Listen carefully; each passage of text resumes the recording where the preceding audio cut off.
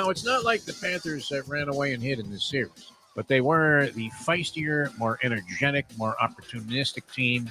And your man, Sergei Bobrovsky, how weird would this be? You've been writing this man's obituary, writing this man's epitaph since he signed with the team. It seemed like a good idea for what, about 10 minutes, Libby, until we saw him play? I don't know. You were ahead of me. You started calling him blind. You swore that he had a vision problem. Yes, we signed a guy with a cataract. Unbelievable. A tick, I think we discovered. Did he have a tick? Yeah, he had one of those things where it does like some weird winking all of a sudden. And you're thinking, are you trying to tell me, like that you're saying something, but you really don't mean it? What is it that you're doing, Bobrovsky? Communicate with him.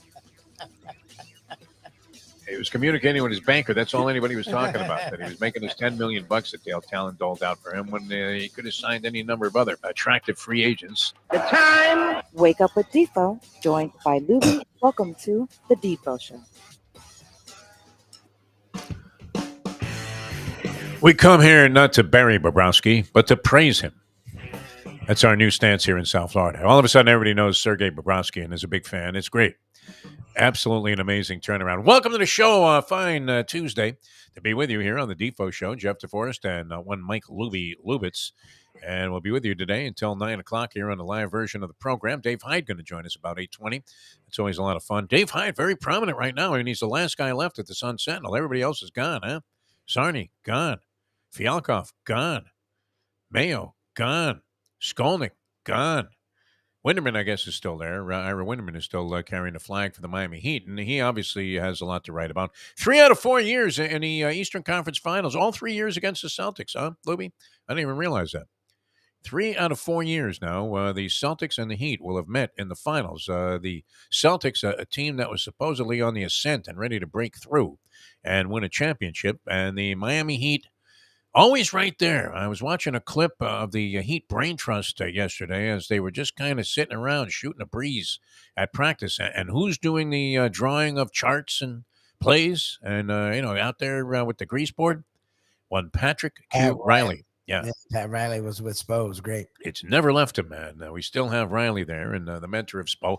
Spoelstra certainly seems capable of handling things on his own. He's done a great job over 15 years.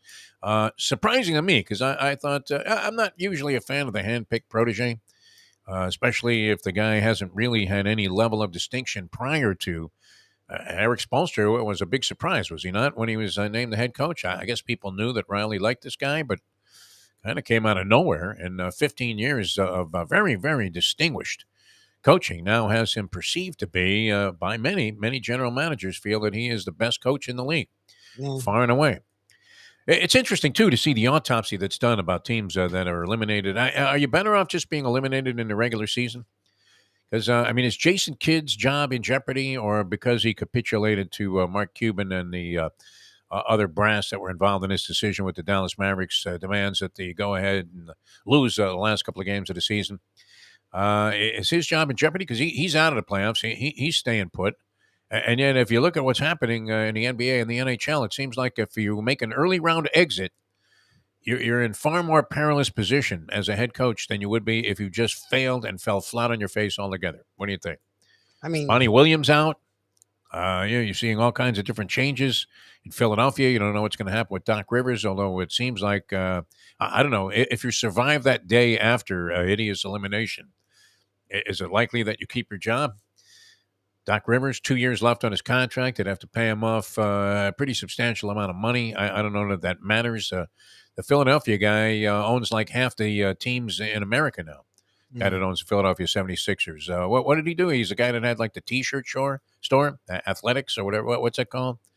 A young kid too, a fairly young guy, and he now has a piece. He was in on that. That was the guy that had the Commanders deal for $6 billion, and also doesn't he own the Sixers and also a piece of like the Edmonton Oilers or something? It's all over the place. This guy. Anyway, I was trying to think of, and it's been tough the last couple of days with no playoff action because we've become addicted to it, have we not? Mike Lubitz? You look very much forward to being glued to a television set somewhere, whether it's in a bar or at home or whatever, or even considering going to the games, which is a far-fetched proposition for us. I don't know. Are we going to make any of the home playoff games Heat or Panthers? Could we find some bogus way to line up for credentials after not covering a game all year and get by? What do you think? You could probably get credentials. Sarni was giving me crap about this. It's so funny. Sonny wants you to run down there and get sound bites for the show Yes, he wanted me to post game. cover the Heat, and I was like, it's just tough. The weekends are more doable, but the problem is the weekends are the one time I spend with my wife. So it's like I forget. Like we used Well, to. that's no excuse for not going to a game, Louie, that you have to spend time with your wife. Kind of deal is that? Yeah, exactly. So I forget about covering because it doesn't. I don't know. I never got more out of covering them than watch. It was cool to go, and I liked being there, and I liked if you stayed till after going into the locker room and watching when it's the finals, watching the pressers. Like those are interesting, but I didn't get anything for it. Like I always thought that was a load of garbage. Like you get more. No, I didn't get anything more watching it there than like I did never got anything more watching it there than at home. Never. Oh, I don't know. I don't believe that to I be true. So, I think you get a lot more out of going to the game, and once you're at a game, especially at this stage. I mean, I've been to a zillion games, so it's not like I missed out. I used to cover a lot more games. I hardly go to any games anymore. I think I make an annual appearance, and I didn't even do that last year at the Dolphin games. yeah. I went to one Panther game this year. I haven't been to a Heat game in a long time, and I used to go to just about every Heat game. Going back when they first came into existence, I was a huge basketball fan and had a bunch of guys. We played basketball every night. We couldn't wait to go to Heat games. It was such a pleasure. Didn't matter about the schlep. Didn't matter about leaving and exiting the arena there and taking your life in your hands. That little entrance to I-95 when you get out of the arena there, one lane, and you're thinking, I just hope I make it to the highway. And that was it. I don't know if it's the same scenario now. I guess it is, right? Pretty much the same location, but seems safer for some reason. Nonetheless, I used to go to a ton of games. I do believe you get a lot more in terms of perception about what went on by being at the game as opposed to watching on TV. Now, there are times that you do miss stuff while being at the game because maybe you have a lousy angle, where your play happens, diametrically opposed to whatever your best viewing lanes are. And that happens, but you see more of what happens in general on the court and what everybody is doing and whether or not the team is playing in unison and what they're going up against. I think you get a much broader perspective by being at the game. As far as post-game comments and things like that, I was never that enamored with locker room sound. I don't know about you, Lubie, but I always thought that was a highly overrated aspect of sports coverage. Where and remember when the big debate was, and this gets into a time where Leslie Visser was truly a pioneer when they were debating whether women should be allowed in the locker room. Could these guys be walking around with a big schlong and have to put a towel around their waist? Oh my God, what an inconvenience to accommodate an entire. Well, I mean, like half the population that wants to possibly get involved in this sort of thing. But I never found that there was anything so fascinating. I mean, rarely, coming out of a locker room situation that, what was an answer that you said, my God, look at this. Do you believe what this man just said? Rarely does that happen. Unless it's something like the Lasorda rants, where, and I had, the pleasure and the privilege of being there for the Dave Kingman rant.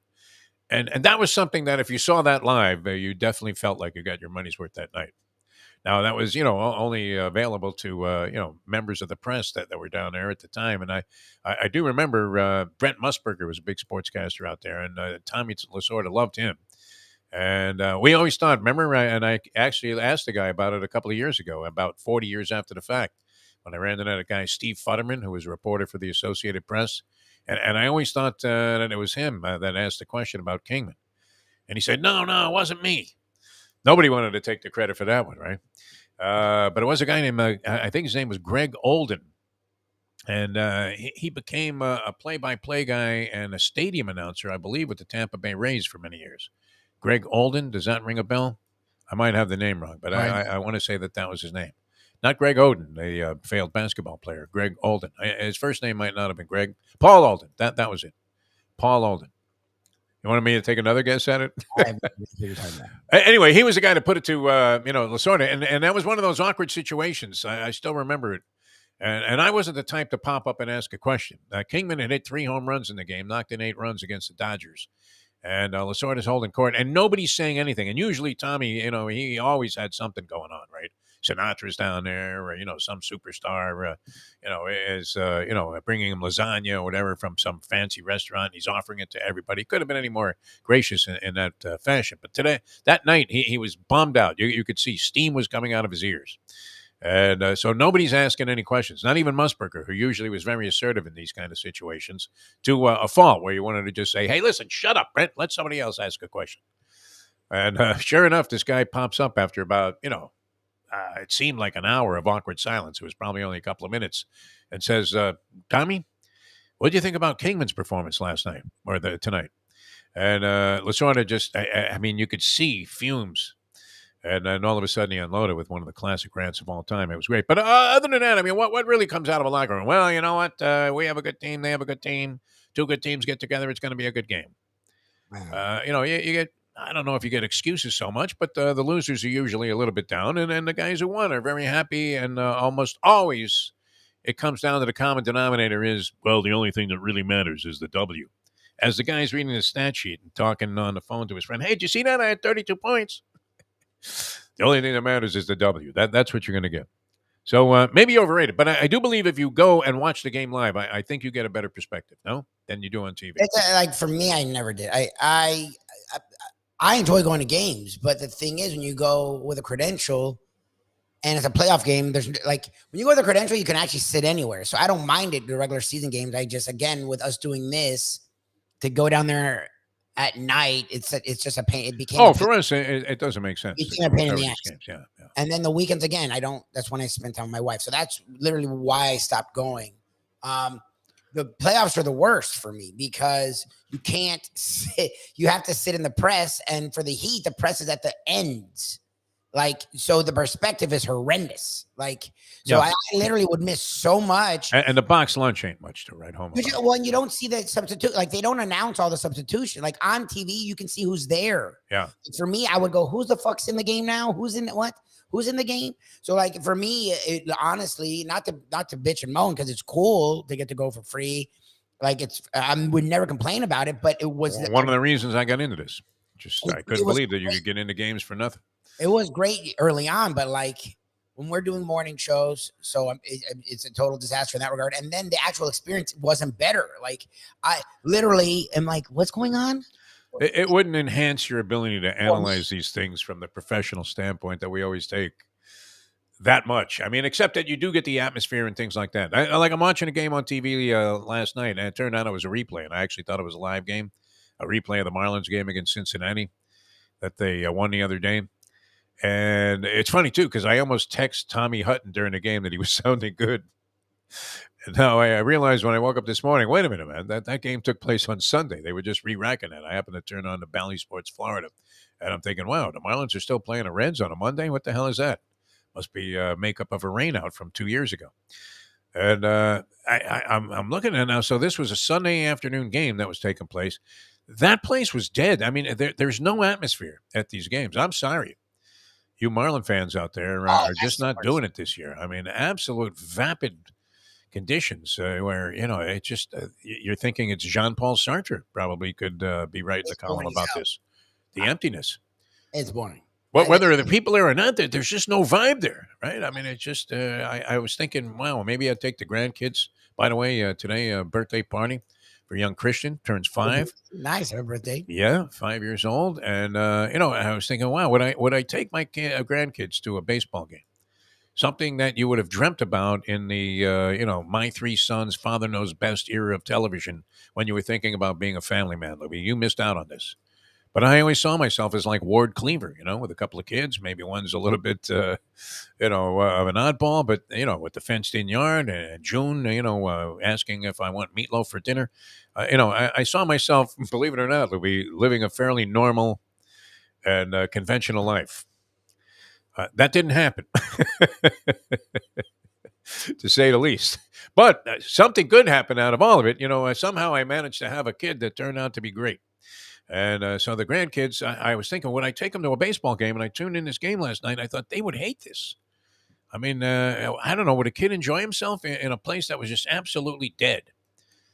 Young Christian did like the hockey game that he went to and was doing play-by-play, which was I don't know if that was discouraging or encouraging, Libby. What do you think? this is the business we have chosen. Would you like? Well, I mean, it could turn out that he's, the next Iron Eagle. That's possible also, where he has like every job in the world and has just an incredibly great life. But anyway, yeah, no atmosphere, dead. I think you do catch a little bit of the different vibe by being at the game. Also, if you were going to, report on a ball game, I do believe that you benefit from being there. But for this sort of thing, it's funny because. That used to be a big deal, among I don't know why people in the local press actually like. Well, you know what? He doesn't go to any games, and a lot of people thought I never went to any of these ball games, but I never liked being in the press box. That was the thing. So That's I my would go, and a lot of times I had different assignments at these games, including various announcing duties for the club. So I mean, I was there anyway, right? I mean, every Dolphin game for years I was going to be at, and and now that I've been to 1,000 Dolphin games, I don't know that it's worth the trouble to go. Unless what? I mean, they were playing for a chance to go to the Super Bowl and an AFC title game at home against the Jets and Aaron Rodgers. What would you think? Would you want to be at that game? Yeah, probably so. I see. That's the thing is like I agree with like the atmosphere adds a lot to the experience. Atmosphere is what it's all about for me. I mean, that's a big part of it. It adds a lot, and Yeah. it keeps you engaged. Like when you're at home, especially now with your fucking phone, you'll tune away. You'll look at your phone. Like when you're at the game. At least for me, I engage in the Most game. people are on their phone. That's They the are. weird thing. Yeah. For me, it's the opposite. For me, I will engage more in the game, so I will be more attentive to the game. However, I will miss little. It's funny how you say you see more things. Football is the only sport I'll see more at the game. But again, the experience is better on TV. It's just who's coming in, who's coming out. They update the lineups a lot more. Even though the color analysts are annoying, they'll say things that I might not always notice if I'm at the like. They're just I don't know. There's something about being at home that I get a little bit better Yeah, awareness. it's a lot easier. You're not getting creamed on parking. You're not schwitzing your brains out as you are in a lot of situations here, especially Dolphin games in South Florida. You don't have to schlep down there. You don't deal with the traffic. You don't deal with all of the rip-off pricing at the concession stands. Yeah, it's a lot more convenient. And close to as enjoyable, I guess. With TVs the way they are today and the way games are covered. I mean, you might get more. I mean, if football, certainly, if you have the benefit of watching 100 replays on certain plays, you probably do see a little bit more than you would if you were at the game. And, might have turned away for a second or, like I said, the plays at the opposite end of the field in the other corner. And, you don't have a very good view of it. And then you're saying, well, I thought he made the catch. But you really have no idea. I mean, I don't know how we got so involved in that. I guess that was in response to Jim Sarney's request that we cover more ball games. You specifically, Lubie, once you were running down there. It's just a pain in the ass, but Yeah. it's fine. It's not that it's not worth it. Believe me, when I covered the finals that year, it was amazing. Like I really enjoyed it. It was Yeah, it's fun if you get into it, for sure. It's just when you're getting home at 1 a.m. and you have to be up at 5 a.m, like it sort of. No, it negates the experience and turns you into a very bitter human being the next day. Plus, you're not on your best game, so maybe in your attempt to describe what you saw last night, you kind of fuck it up, which can happen. All right, many things happening, and I was looking up songs that involved waiting. We opened up with our Defo on 5, and I was thinking Tom Petty, right? The waiting is the hardest part. Tom Petty's hair was a little strange, wasn't it? How come he never was able to do anything with Long it? bowl cut. Boy, Weird. yeah, just kind of stringy and long. Mustang loves Tom Petty. I was not the biggest Tom Petty fan, although if a Tom Petty song comes on, I'm not like inclined to punch it off. I do appreciate what the guy did. I thought he had a very good position. We were talking about it this morning when he got his house was broken into and they stole a bunch of vintage guitars. And guitars obviously that had a lot of value. And I would imagine to Petty more of a sentimental thing. But nonetheless, they had tremendous monetary value. And he said his reaction was, well, I hope the people that stole it actually put the money to good use.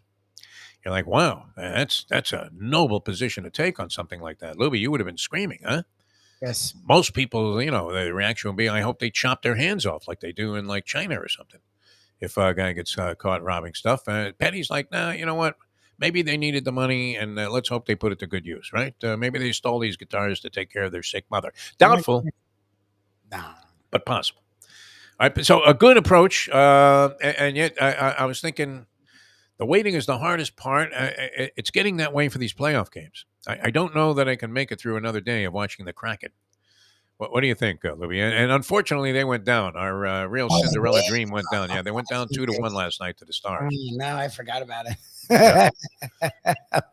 Kraken, a second-year expansion team, was going to represent possibly the West. So it's Vegas against, and now this would be interesting. See, now if you want to talk about going to a playoff game, and we don't have this connection anymore. That guy, Jim Frivola, that we knew, that was a marketing guy for the Golden Knights from their inception. He's moved on, and actually is like I think he's doing the same thing with some soccer club in England now. So he's moved on. So we don't have that connection, and that was a big debate, an ethical, moral debate that we were having on the show a couple of years ago, when we were thinking, hey, wouldn't it be great to go to a Las Vegas Golden Knights game? And I was going to call this guy that I hadn't spoken to in like 20 years and see if he could get me some freebie tickets.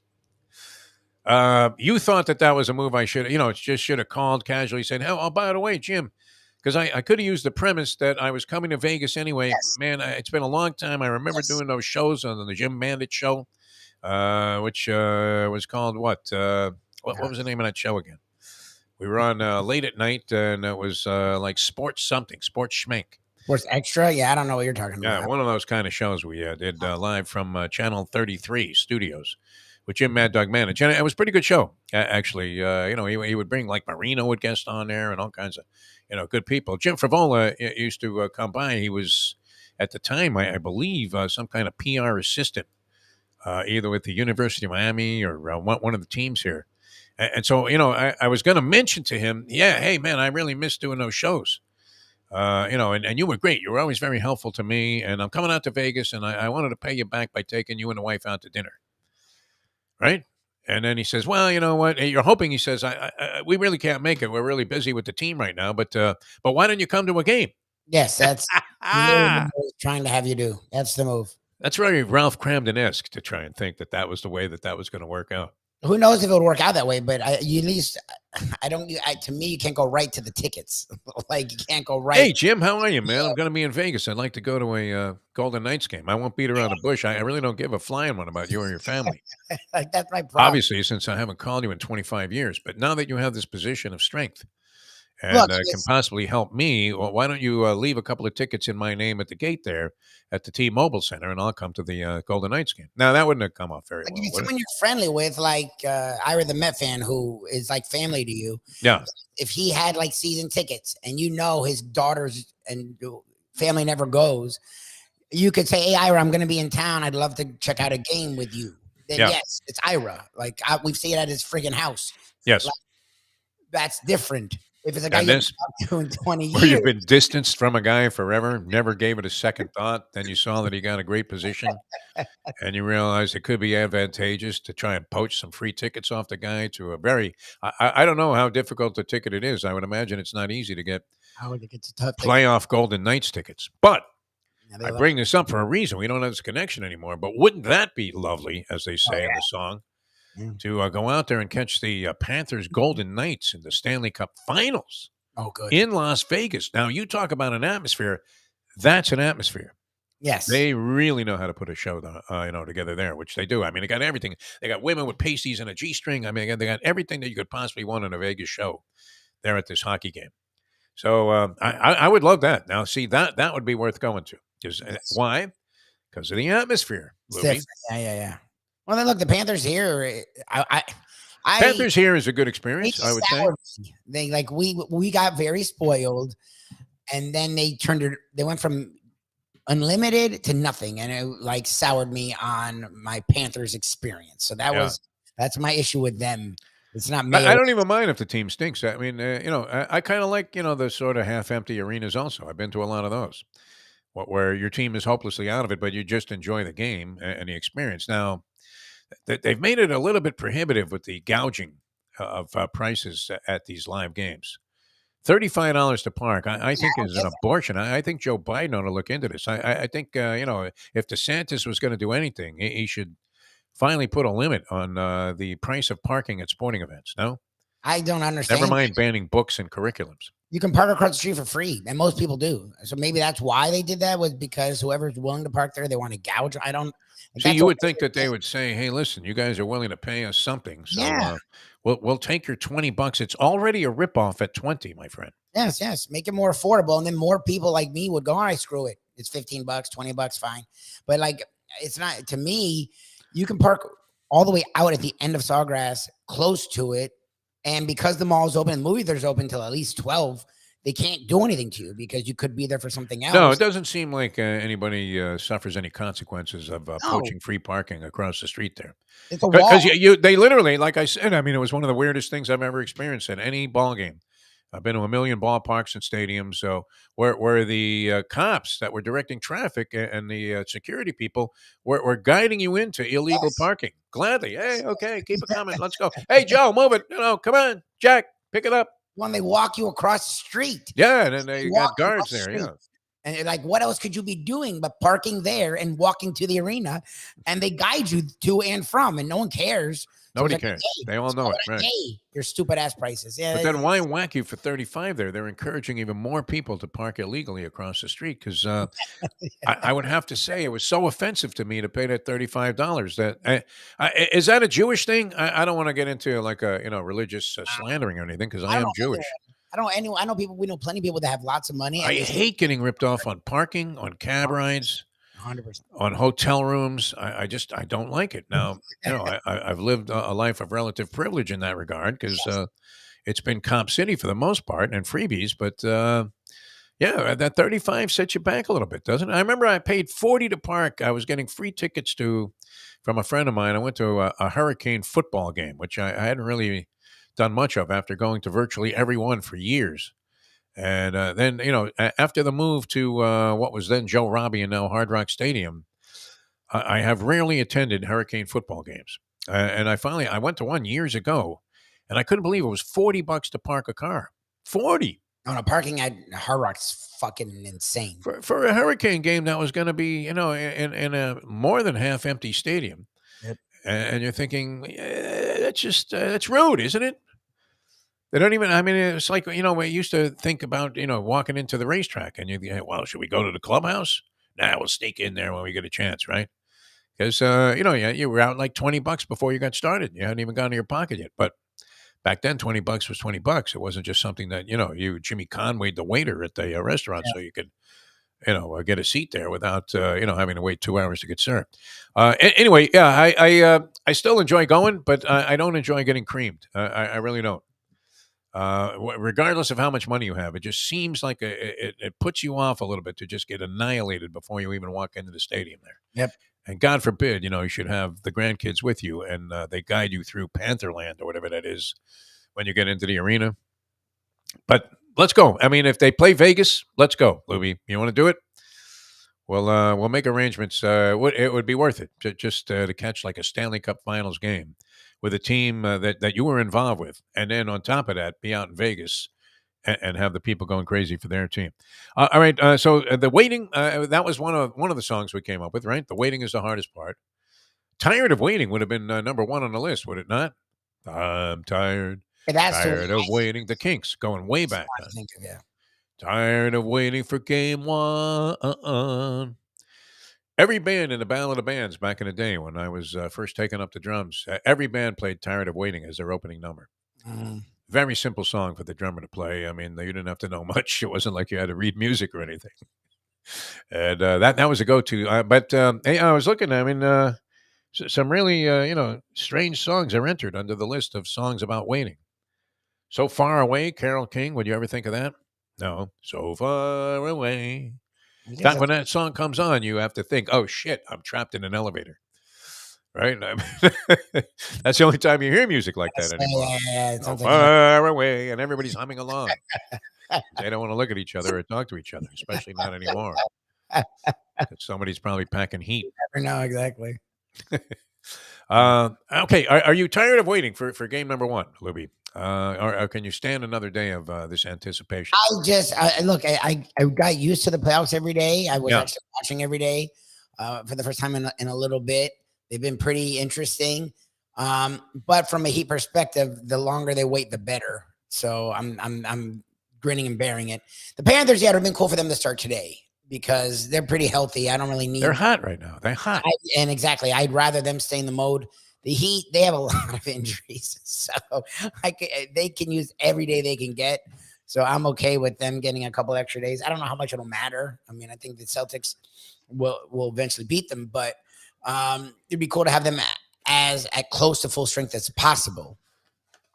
Naturally, the only thing I was interested in was ways to lose money on this thing.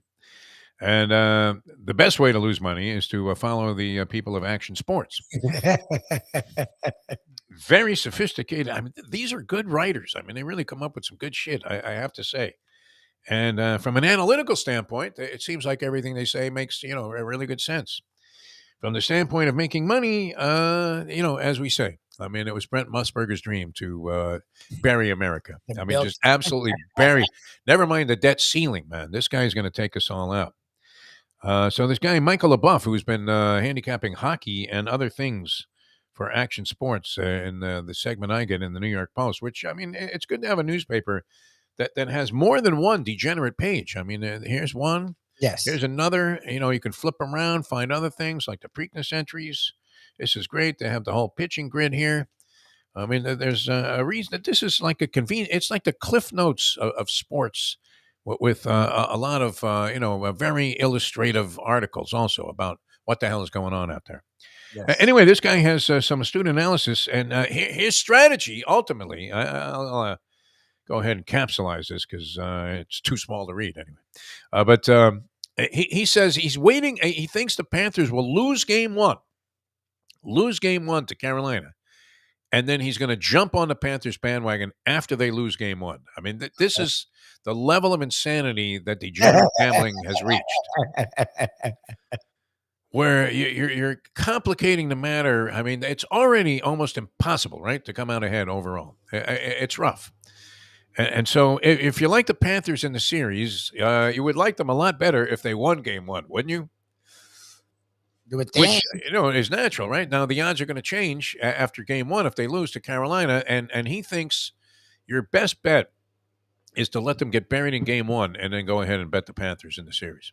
Okay. So that's counting on a lot, isn't it? I mean, you're counting on them losing game one. If you thought they were going to win the series, you would think that game one, obviously, would be pivotal, no? Yes, you would think, especially as the road team, the team that's the AC that is made the surprising run, you'd want to get off to a hot start. I mean, it's what they did with Toronto. Well, and then you have to win 4 out of 6. You lose that first game. That's not easy. I mean, even though the Panthers, have been playing at that ratio, but so is Carolina.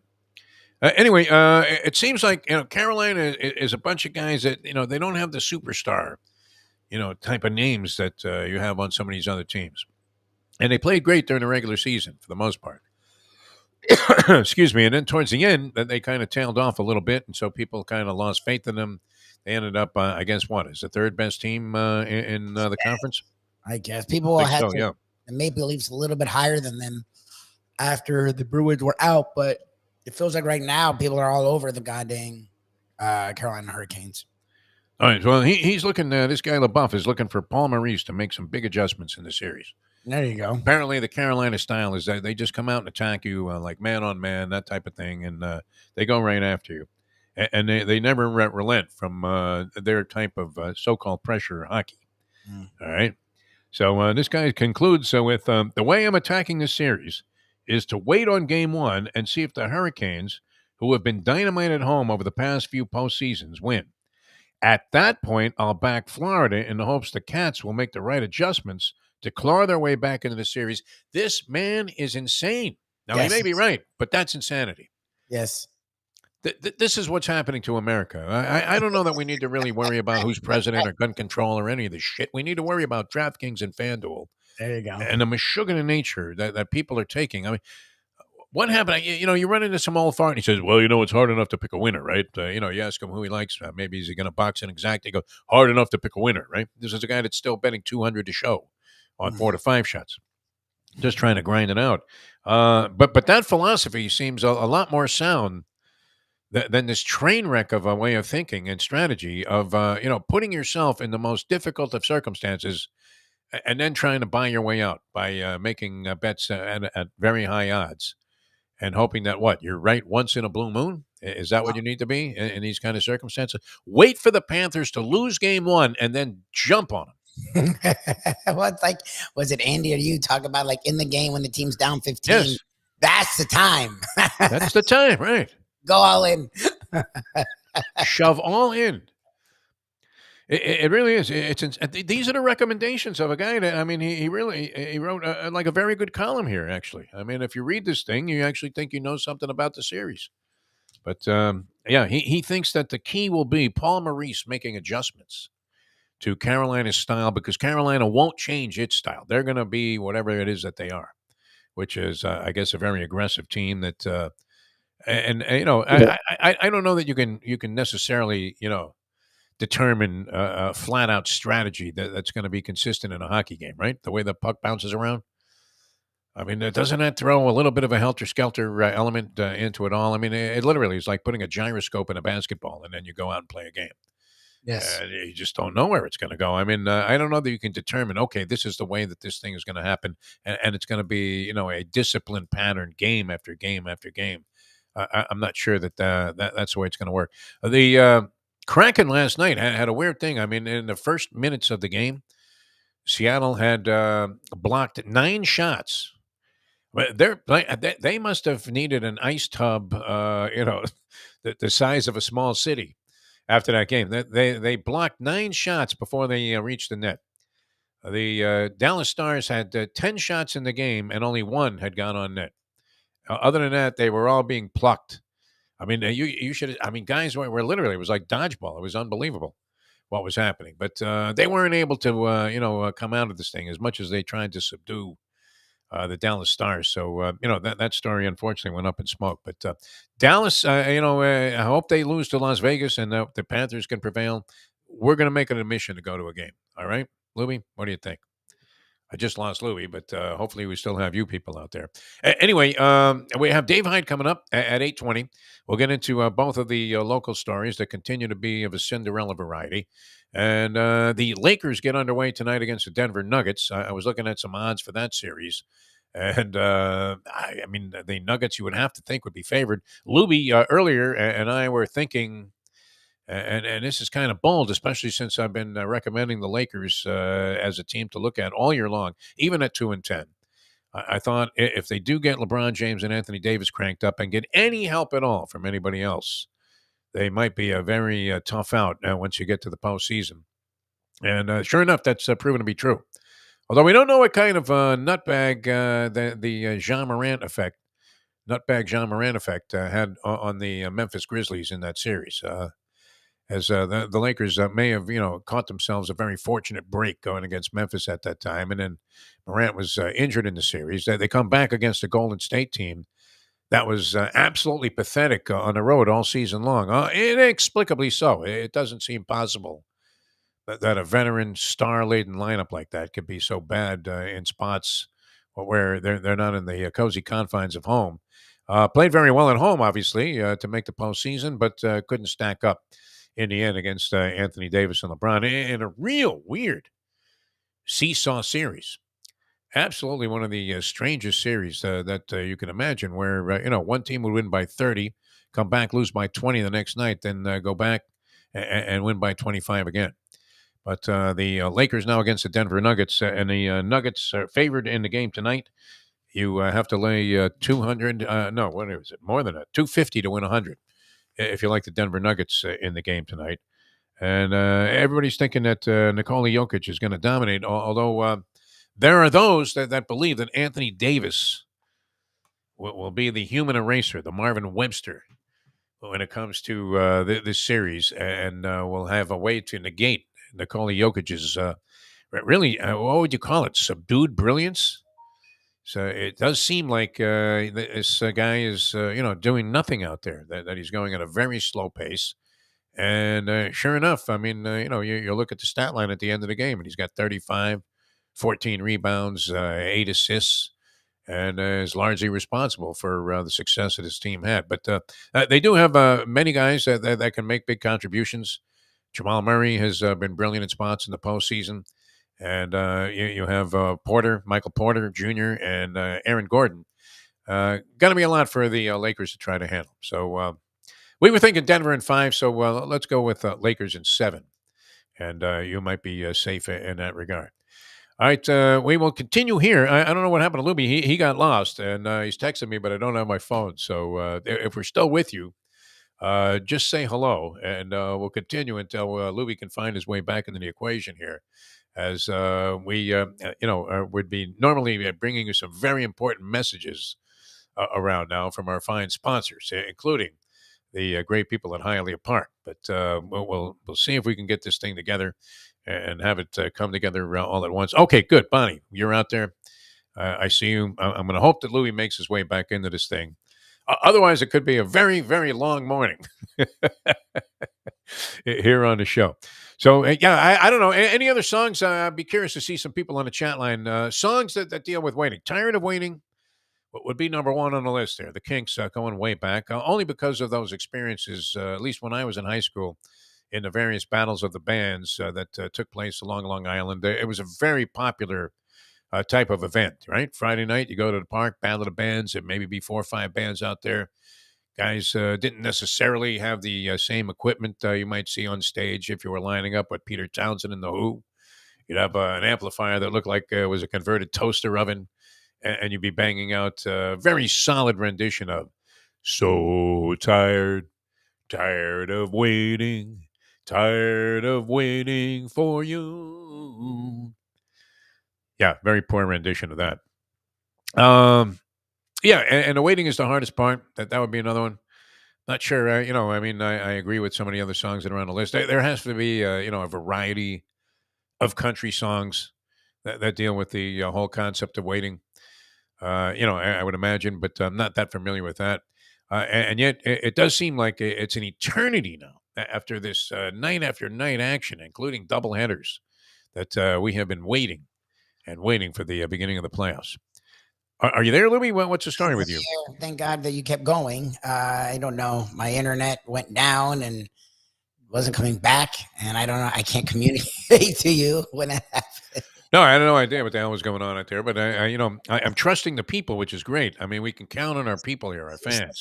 You've been on this whole time to spark the show and keep it going, even when we encounter egregious and outrageous technical difficulties, like the disappearance of the guy who's in the control room there, which is you, Mike Louie Lubitz. All right, we wanted to talk about Hialeah Park and get in a couple of important commercial announcements for our good friends out there, our fine sponsors on the program.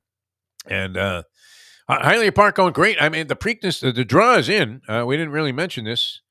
And there's only one horse from the Derby that's going in the next leg of the Triple Crown. And that would be the Derby winner, Mage, installed out of the 3-hole as the 8-5 morning line favorite. Now, my inclination would be, even though I know nothing about any of these other horses, which is true. I mean, we know that National Treasure is going to break from the 1-hole, and Bob Baffert gets back in action in the Triple Crown Series after enduring his suspension. I think it's over now, and so he can enter these horses. I don't know why. Now, he had been passing on the horses that were eligible for the Kentucky Derby to this guy, Tim Yakteen, I think his name is, Yakteen. And, a longtime veteran trainer. And we've seen this move now for the last couple of years where Baffert transfers his horses to this guy's barn and he enters them in the Kentucky Derby. And so, I don't know, I guess he makes the money, as, Baffert incurs the punishment from his outrageous liberal use of certain substances, which, if he hadn't started making excuses, Baffert, you almost could have, bought in. But, when he was saying that, the groom took a piss and he had been snorting this stuff and the horse might have licked the hay over there. I mean, come on, Bobby. Just say, hey, look, my veterinarian said this horse won't be able to run a step if I don't inject him with this stuff right away. Okay, now we would have said, all right, Baffert, you're doing what a lot of other people are doing, unfortunately, in the game. But National Treasure was not in the Kentucky Derby, but is a Baffert horse. I don't know why he didn't transfer this horse. Might be some reason to it. But it is accorded 4-1, third consideration. The second choice is First Mission, Louis Saez, Brad Cox out of the 8-hole. Only 8 horses in the race, Louis. Mm. So there's not the same lucrative money making opportunity that there was in a Derby. You don't have these giant pools with the Preakness, and the Preakness, I would say, of the three races, is kind of the redheaded stepchild, is it not? It gets the least consideration because the Belmont is still a New York thing. There are many years, obviously, where you don't have Triple Crown eligible horse. But and in those years, sure, you would say that the Belmont significance is maybe diminished. But more often than not, it still holds up as an illustrious piece of the Triple Crown. The Preakness, on the other hand, I mean, especially in a race like this, so many defections. You go from 18 horses down to 8. You go from all of these horses that were in the Derby that you thought would be worthy of consideration in the second leg, and they're all out except for Mage, who I'm glad is racing because you always want to have a Triple Crown eligible horse, and I don't know, but I'm inclined to bet against him. What do you think? It's interesting because no one really talked about them except for Paulie Man, and then Mage made a really strong run at the end. Yeah, that maybe you think the horse builds on that. I don't. I'm. It's slightly weird. shorter distance in the Preakness, and usually considered a speed favoring track, Pimlico, Yeah. meaning that the front runners fare well and hold up very well. I don't know. I mean, to tell you the truth, it's a blind guess on my part. I'm just thinking, maybe the horse, it was a more wide open 3-year-old division. Obviously, Mage coming in at 15-1 is, testimony to that it was wide open going into the Derby. And, you don't have any real, standouts. I mean, and nobody blows you away. I don't know that Mage's performance in the Derby was that significant. Was he Secretariat out there? No, I don't think so. no. Came on late. So we'll see. I don't know. I think the Derby's a very tough race, so maybe it took something out of this horse. Yeah, I mean that's the other way of looking at it. Either he's rounding into form and is going to be. I don't know. Is he a monster? I'm not sure. So my inclination would be to bet against him, but then the strategy becomes: do you discount him altogether, or figure he hangs in there for second or third and do something with the trifecta? But I don't know, unless a bomb wins the race, I don't know that there's a way to make a lot of money in the Preakness. You would have to maybe hammer an exacta or something. The trifecta possibilities wouldn't be worth spreading out 5-6 horses in trifectas in an 8-horse field. So be interesting from a betting standpoint. Anyway, if you're going to be betting at Hialeah Park, it'll be a great place to do it. That's Yes. for sure. Hialeah Yes. Park. Wow. I mean, the Preakness in the champion simulcasting room. Fantastic. You talk about an atmosphere. You get an atmosphere. You get a vibe like you're there at Pimlico. It's fantastic. I really do love it there. The champion simulcasting room, perfectly set up for the horse player. I mean, everything about it is just absolutely right, including the brass rail bar, the crossover cafe, all the dining opportunities you have there, Junior's Bistro downstairs. I always love grabbing myself on the way out of there. One of those media noches, man, the Cuban sandwich, just absolutely fantastic. And they don't take it to the clean. It's not a price gouging thing. You don't have to have Pam Bondi on the phone. So hey Pam, you should see what they're doing here. She's not involved in that anymore. Didn't she move on and work with Trump? It's been a long time since Bondi. Pam Bondi, who's in charge of this kind of shit? Price I gouging. I don't know. Anyway, they don't do that to you at Hialeah, so you won't have to make that call.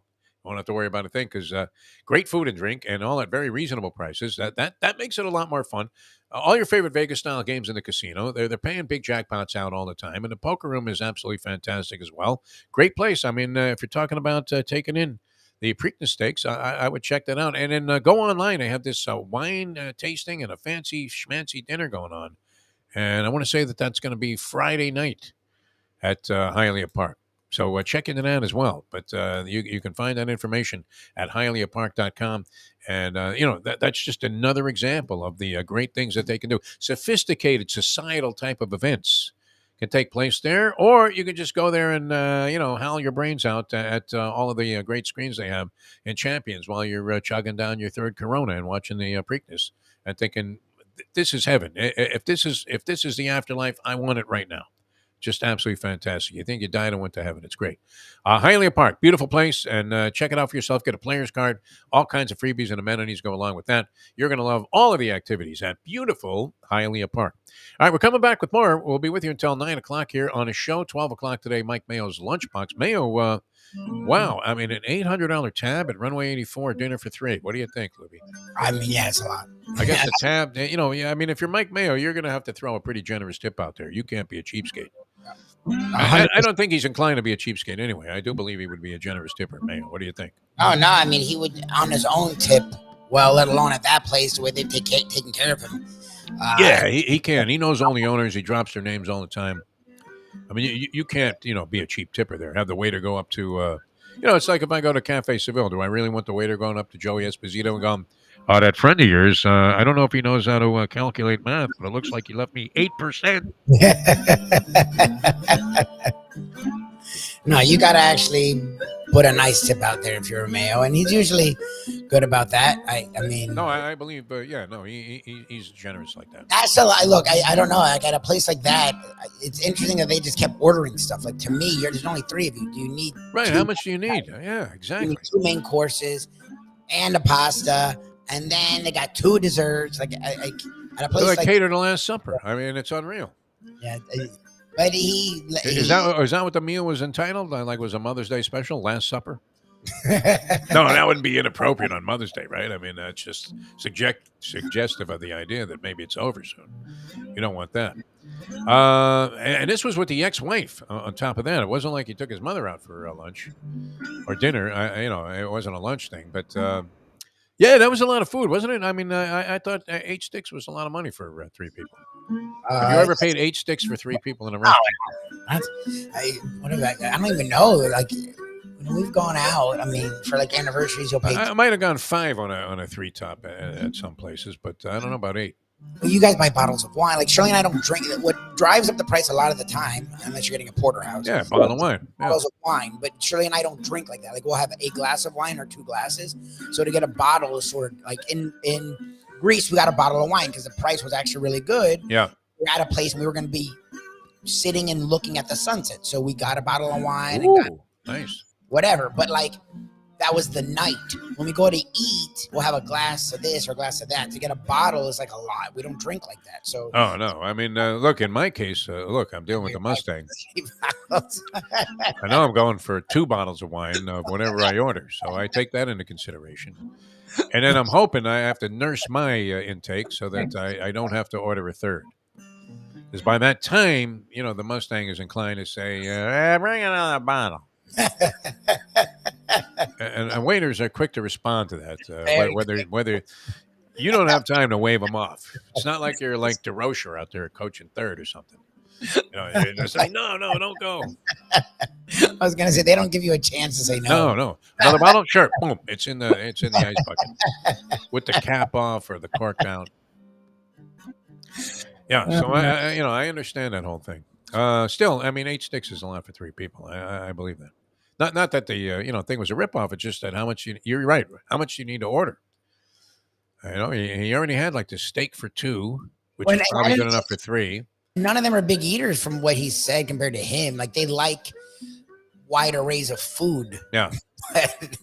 One of those potato things that they have. Yeah, that's what it was. They got 2 main courses, the pasta, which is treated as not a main course, but it feels like it's a main course. Yeah. And then they got 2 of the sides, but the sides are like massive. Yeah. They're a lot. They're a dinner unto themselves. And 2 appetizers, and the appetizers I'm sure are pretty solid. But that's one place for a place that's a little bit more money. They give you decent portions. Like no one's complaining about the portions at Runway. So it was like, you're allowed to get. No, the portions supposedly are huge. I haven't been to the renovated Runway 84, the remodeled edition, but.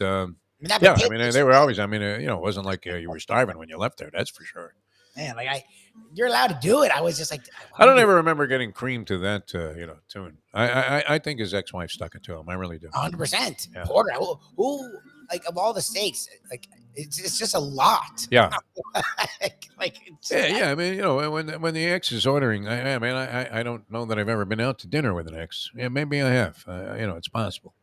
At some point in time, going way back. Certainly not the second one. That was a little rough in the aftermath. But I don't know. I mean, if she's ordering the most expensive thing on the menu, is she not like trying to subliminally say, "Hey, you know what? You weren't such a great guy when you were with me." Yeah. The fact that she went Porterhouse. I mean, come on. Yeah. She was trying to be like, yeah, we're on good terms now. She couldn't have had the, linguine and clam sauce. Come on. All right, we're coming back with more. Mayo's Lunchbox at 12 o'clock today. You got a lot of explaining to do, Mayo. That's for sure. He is. And he doesn't know where he's at when it comes to these teams either. I mean, you catch him like, I don't know, am I rooting for this? I'm not sure. I mean, is he rooting for these guys to win or lose? What do you think? I think he's rooting for wins. He's been a lot more positive than I've been. He's the one that thought that the problem with him is he just the first 5 minutes of a game he goes against himself. Yes, he was high in the paint. He's like, you know what? I feel like they're going to do something. I was like, oh, good. And then halfway through game 1 versus the Bruins, he's like, it's over. They're the same old Panthers. That was quick. Yeah, it's over. How'd you get there that fast? We'll see. Bobrovsky, man, for president. Let's hope he gets the Republican nomination over DeSantis, who is getting scarier by the minute. All right, coming back with more. Dave Hyde going to join us about 8:20. We are waiting in wild anticipation of the postseason continuing for our local teams. Tomorrow night for the Miami Heat, and they will be going against the Boston Celtics, and heavy underdogs in that game, 8-point dogs against the Celtics. And then the Panthers are underdogs in their series, minus 140 on Carolina.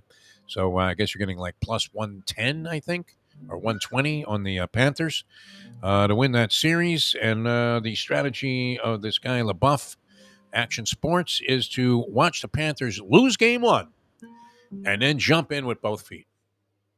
That's something Jersey Colin would do, right? He would wait until they were down 0-3 and then jump on the bandwagon there and figure they were going to bounce back and sweep. I almost thought about doing that with the Maple Leafs, so that would have been so many ways to lose. Why do we have to make up more, Lubie? So many ways to lose. Why don't we add a few more cards to the deck? Make it even more impossible. All right, coming back with more in a moment. Now that. May was doing the Oliver Dottie. He's like, if you remove the wine and you remove the porterhouse, yes, that's the thing. We agree. Right. What we would have done. And then I could have got out of there for $60. Just take away that 93-yard run in the first quarter, and then when he ran for 60 in the second quarter, you eliminate those 2 plays. We only gave up 300 yards on the ground. Great, Tom. Unfortunately, I happen to be there when those plays took place. So, unless I'm in the Trump regime, they happen. Or George Santos. By the way, congratulations to George Santos on his winning ride in the Kentucky Derby. Did you see that? Shoemaker had nothing on this guy. Just call me the shoe is what he was saying after he jumped off the horse. Back in a moment. Now that. Did we do that already? I don't know. But it's okay. All right, 7:58. Ponies in Style at Champions, the outstanding simulcasting room at beautiful Hialeah Park. Yes, the grand old lady of thoroughbred racing has never been more vibrant, and you can wager on the races from the top tracks around the country while enjoying a cocktail at the Brass Rail Bar or any of the fine food served throughout the facility. If poker is your game, you're covered in Style, and you can play all your favorite Vegas-style games, including blackjack, craps, and roulette, in Hialeah Park's sizzling hot casino. Get a player's card when you walk through the door for all kinds of generous amenities, including our favorite, free play, when you come out to the ultimate casino and entertainment destination, Hialeah Park.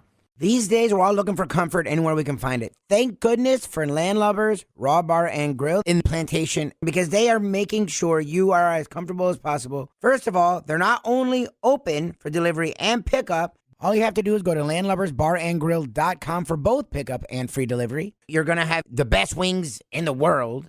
You're going to have a great burger. You're going to have their amazing soups. Again, Landlubbers, Raw Bar and Grill. It's nice and easy. Just go to landlubbersbarandgrill.com for both your pickup and free delivery. Thank goodness for Landlubbers for making you always feel right at home. Are you looking to buy your first home? Have you been turned down for a loan? Do you need to refinance or get money out of your home? Call Michael Kodsey, CEO of Choice Mortgage. He's been helping the South Florida community get mortgages for 30 years. Hi, this is Michael Kodsey, CEO of Choice Mortgage. We have the most competitive fixed rates in the market. Call me 24/7, 561-441-2730. And remember, I don't just work banking hours. To make the right choice for your home, call Choice Mortgage today. Comes from the great Defo Lama. It's the bets you don't make the chances you don't take that can compromise an otherwise incredible life, my friend. The only way to get your morning started is with Defo, joined by Lubie, right here on The Defo Show.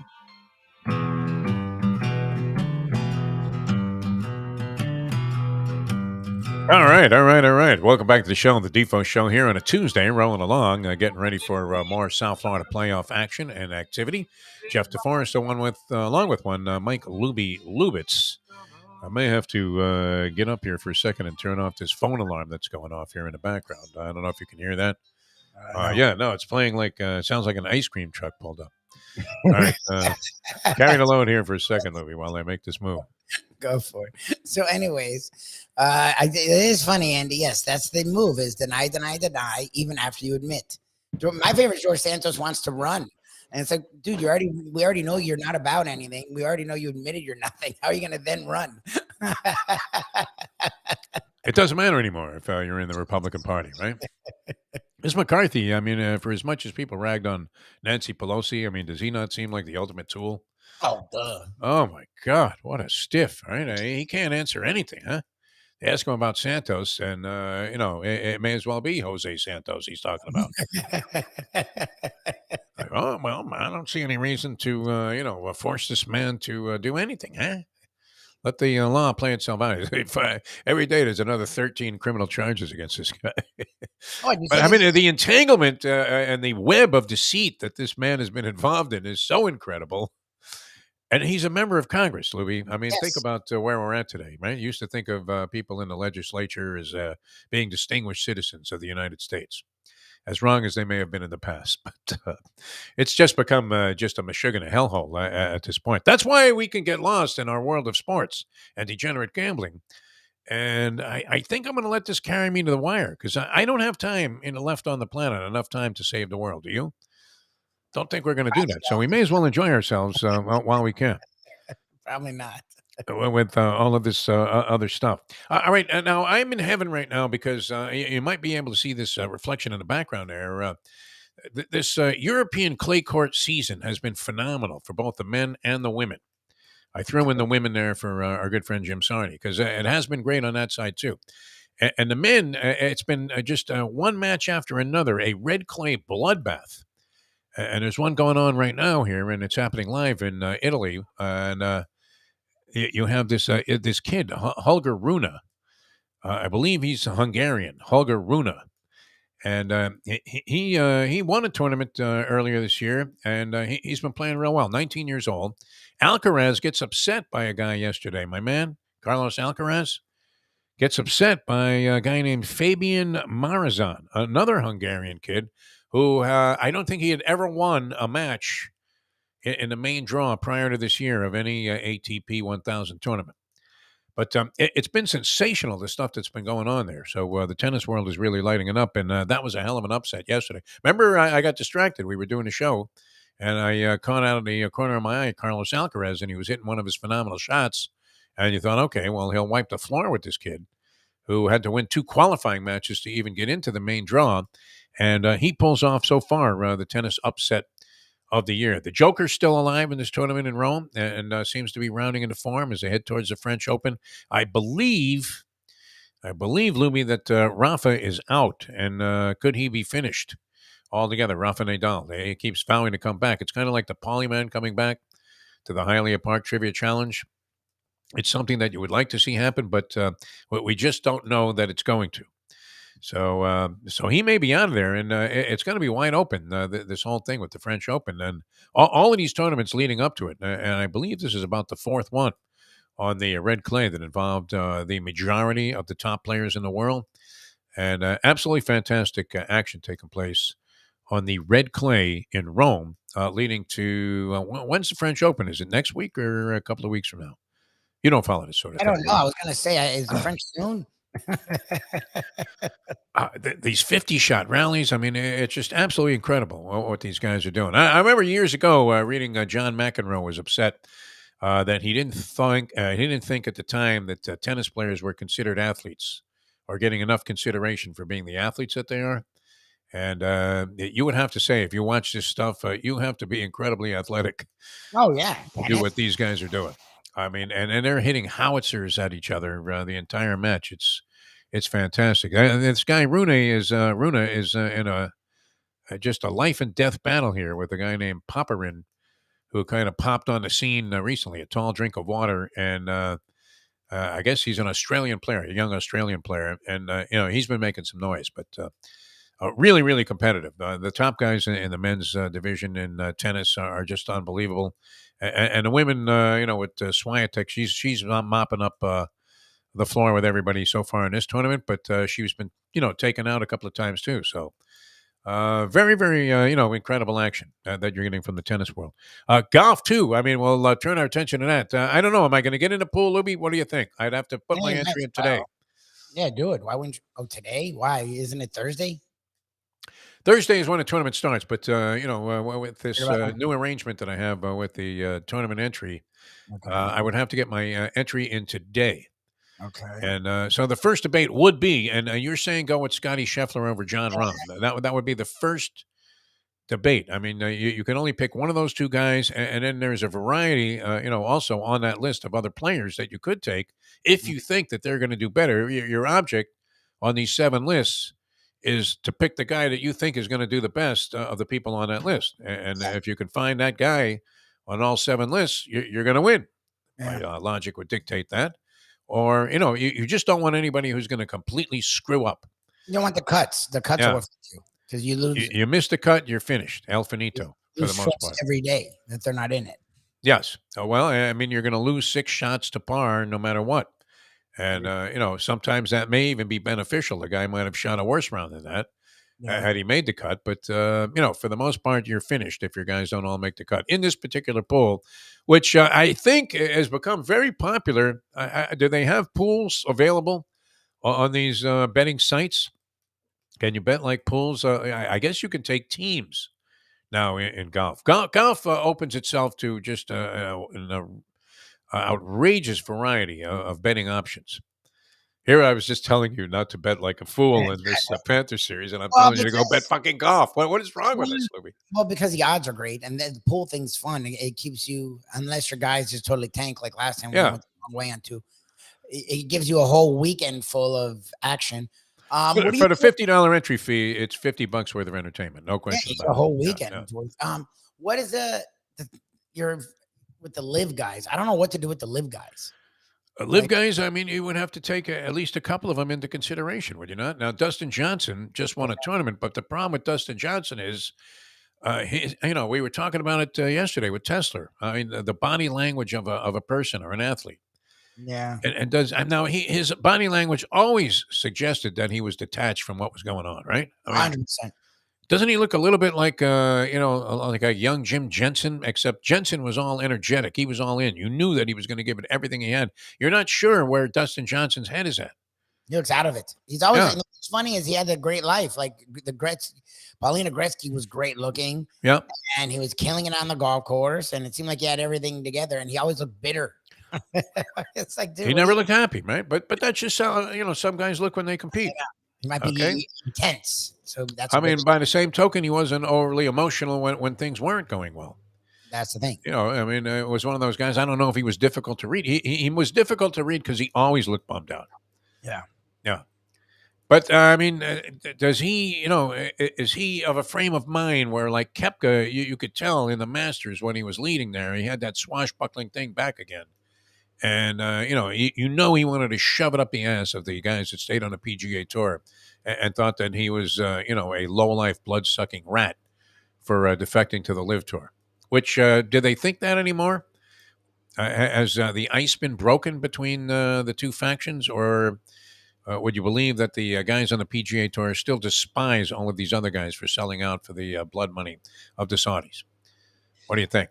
I think a lot of it's worn off because the reality is the PGA was mistreating them. And they stepped up their game too, money-wise.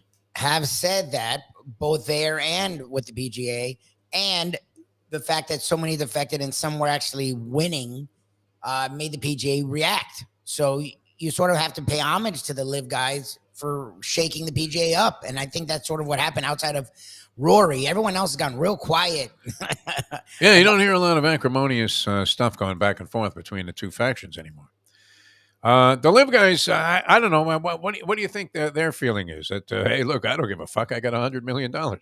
That's sort of what for at the time I felt like that. Now you saw Koepka make a run in the Masters, so and he was the one guy that everyone thought had just cashed in. You saw Fell apart in the final round, yeah, which is He did. uncharacteristic. But I mean, it was the first time really competing in a while. Mickelson, again, the other guy that everyone thought was just cashing in, he charged really Somehow, strong yeah. Masters. So, look, But he had been horrible. There was no reason to believe, except that he plays the course well. So, and we were talking about this yesterday. This course, Oak Hill, is in Rochester, New York. I want to say that it's probably been a site of some kind of major in the past. Has it not been either a U.S. Open site or a PGA tournament site? Or some kind of prominent tournament taking place at this Oak Hill course? Or are there like 100 courses named Oak Hill at various locations around the country? Do we need to get into that kind of detail? I mean, would you research it that far to try and cash a ticket? I'm due in one of these pools. Otherwise, I'm going to have to consider it very much my luck in the dead pool, which, while I've had guys, and drawn guys that have subsequently passed away, I never had them at the time that I needed them. Okay? Is that something you can comprehend there, Lubie? In other words, I would have Tommy Lasorda, somebody else would check out, some celebrity, and then so in the redraw, I no longer had Lasorda, who would then subsequently check out like 2 months later. That's the kind of luck I've been having. Now, lately, I've just been getting buried with my choices in these golf, debates as to whether to take this guy or that guy. And Rory McIlroy is another one that's just fallen off the chart, my friend. and he's one I have a weird feeling about. For sure. You think he's going to be able to do something? I don't know. I don't know. He's hung around a little bit. He was horrible the last time. 10 years without a major win for Rory McIlroy. Can you believe that? And the guy's only like 26 years old or something. I think he's in his No, he's in his 30s. But yeah, that's a little weird. He's a guy that I could see making sort of a move. And they have held multiple major championships there. Oh, okay. At Oak Hill. Well, a In few Rochester. US Opens, a few PGA championships, a Ryder Cup, Okay. a few senior PGA championships. So Oak Hill Must be a hell of a course, huh? I mean, the average hacker probably loses, 30 balls on that course? I can't believe I used to play in a Bethpage Black as like my course of, we used it regularly, like once a week. We were out there every Wednesday, teeing off in the summertime at Bethpage Black. But it has to have taken on dimensions of and degrees of difficulty that weren't quite, there yet, established yet, when it was a relatively new course. Bethpage Black. Can you imagine letting devout hacker? This is before I had zero golf ability at that point. I was in high school, and we didn't even like the game. We just thought it'd be cool to go out there and hack it around. And it would be what? You'd lose 50 balls? I'd like a voice of a round. That's crazy. We did that in like Sunrise at like some par 3. Yeah. We're at freaking Bethpage Black, one of the like toughest courses around. It's just fucking around. Right. They had other courses there too that you could play, but we always wanted to play the Black because it was like impossible. And, we didn't have enough game to be able to navigate our way around there. But you mentioned Ira the Met fan. Ira the Met fan actually has a hole-in-one at Bethpage Black. Not, exactly the most athletic specimen that you'll ever run across in your lifetime. But at one time, he did, dabble in some golf. And I want to say it's the 17th hole, which now, is just laced with treachery from tee to green. If you don't put it in the cup, you're in trouble on the 17th hole there, or whatever it is. That the last par 3 on a Bethpage Black, and he aced it, Lubie. I believe it has an elevated tee. I'm trying to picture this thing, and then at the time that I was playing it, which is 50 years ago, maybe 60, it had just one big giant pit. So you either it was almost like teeing off in Jurassic Park. Never mind Bethpage. So if you didn't hit it in the pit, you were down there. If you didn't hit the green, you were down there with like dinosaurs. There was no way to get your ball. It wasn't coming back. You were better off banking it off a tree in the woods behind the green than you were being short, which is the advice that my caddy gave me. Go ahead and bank it off the trees. You don't ever hear a caddy saying that. That'd be great. Caddy was like, use the tree. A great shot. Listen, you asshole. We know you can't reach the green, so take out a driver and bank it off the trees. Here, tree.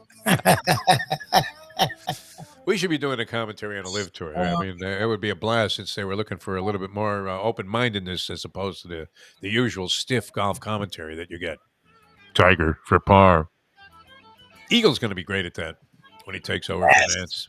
The fact that he actually did do some golf and proved us wrong. He did radio golf, which I can't even imagine what the fuck radio golf is. Yeah, I mean, you're not in a position to really make a lot of noise there. What do? You never. You have to talk, but then you never talk. Raymond Floyd, he takes a stick back. Oh my God! Imagine golf? Kevin Harlan doing golf. That'd be great. Gus Johnson doing golf. It's a par. It's a par. Okay, Gus, calm the fuck down.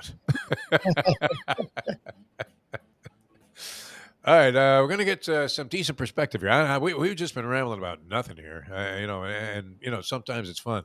So we'll bring you Dave Hyde in just a few minutes, and Hyde has to be the happiest man on the planet. Yes, there would normally be nothing to write about, right? That dead atmosphere at the Marlin games. Can you imagine having to pick apart whether or not Louis Arise could hit 400 when he's already dropped down to like 375, and you're still trying to keep this thing alive? It's only like May 16th. And we're already talking about this guy as if he was Ted Williams. I mean, which is fine, but it ain't happening, right? Not in today's baseball environment where everybody strikes out all of the time. This guy always makes contact, though. I'll give him that. Yeah, he's great at it. Yeah, real good contact hitter, no question. So maybe a good acquisition. Although the Marlins, they've exceeded expectations, I guess. What are they, 20 and 21, something like that? Yes. Well, I want to say 20 and 21. Look, for them, it's actually a good start because they usually get buried. Yes, mathematical elimination. So the fact that they're hovering around 500, if they have the second halves they normally have, they may be a playoff contender. The problem is, that lineup is fucking an abomination, and their pitching isn't what it was like. Alcantara again got rocked the last, like literally the dude won a Cy Young, and he got run support. He got run support the last start. So you couldn't even blame that. It's fucking weird. He won the Cy Young. He is the Sergei Bobrovsky of baseball right now. It's what it feels like. Or he got the money, and all of a sudden he can't pitch. The Mets, though, I mean, have been far and away the biggest disappointment. They sit actually behind in the standings, I believe, by a half game. The Marlins.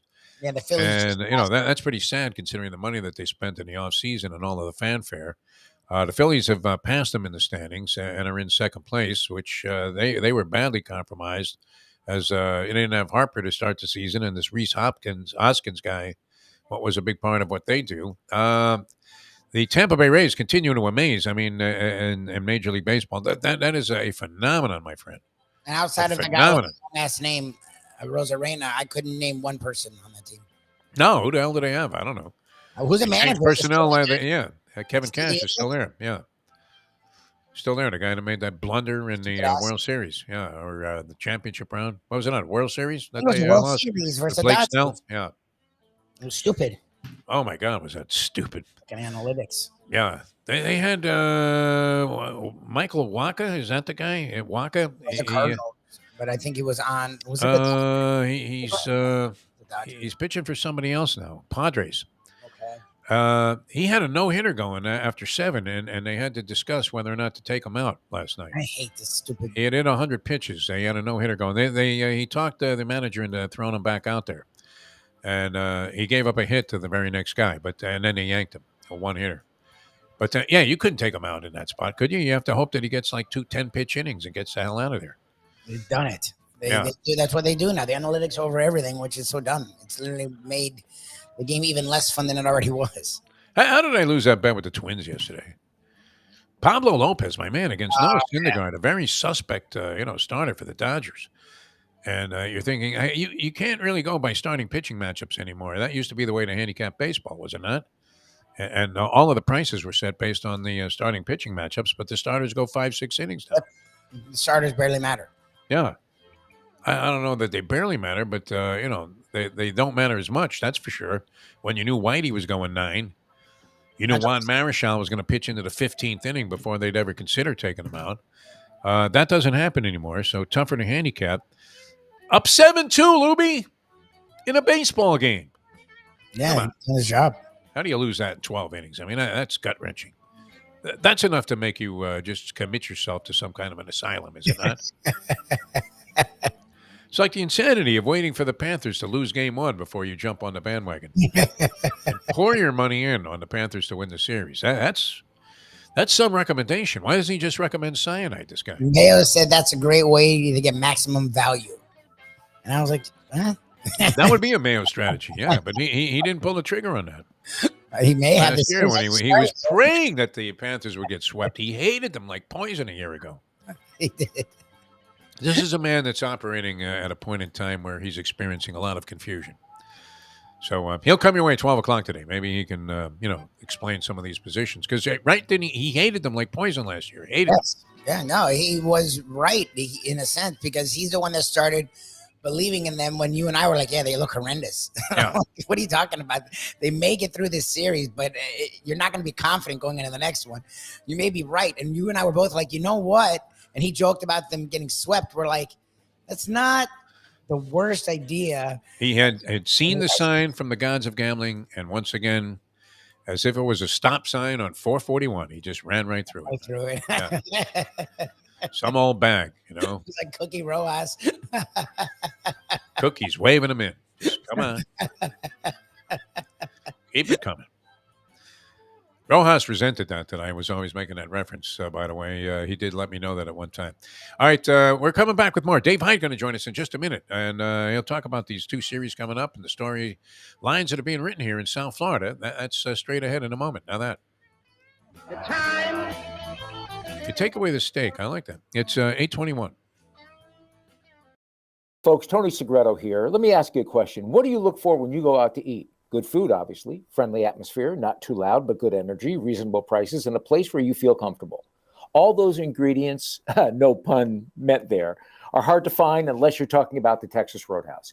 You see, they encompass all of those attributes. Really, really good food, amazing atmosphere, good for a family, good for a date, or just a night out for yourself, and prices that will make you extremely happy. Their ribs, unmatched. Steaks, hand-cut every day. Everything, and I mean everything, is made on site, including their incredible bread. It's the one day, folks, that you can forget about low-carb diets. Trust me when I tell you, Texas Roadhouse, your restaurant, your destination when you say, where should we go and eat tonight? From the newly renovated sports bar to the beautiful bayside views captured at the Tiki Bar, Jimmy Johnson's Big Chill has it all. Located at mile marker 104, the Big Chill also offers waterfront dining while experiencing breathtaking sunset views of the Florida Keys. It's simply the hottest spot in the Keys to cool off. That's Jimmy Johnson's Big Chill at mile marker 104 in Key Largo. For more information, call today at 305-453-9066. Are we all in stable but critical condition? Is that the way all life is, Lubie? In a general, more figurative sense? Would you say you're in stable but critical condition? I believe you are right now. Probably. On the threshold of getting married in the early portion of 2021. Don't you think it's a little soon, kid? You barely noticed woman. What are you We've doing? been together 4 years. Well, I guess you know enough. How longer do you want her to put up with me? Is it you that's pushing for this? It's equal. We're both very happy and in love. It's very gross. Oh, my God. All right. It's a foreign concept. You have to understand where I'm coming from. 0 for 2 with a walk. And, right now I think I got a 3-2 count in the marriage number 3. But, and only because of the benefit of a really poor call on a ball that was clearly right down the middle of the plate. You know, one of those Angel Hernandez calls. Get out of here. Enjoy your trip to work with lots of laughs thanks to Defo and Lubie. Now on the Defo Show.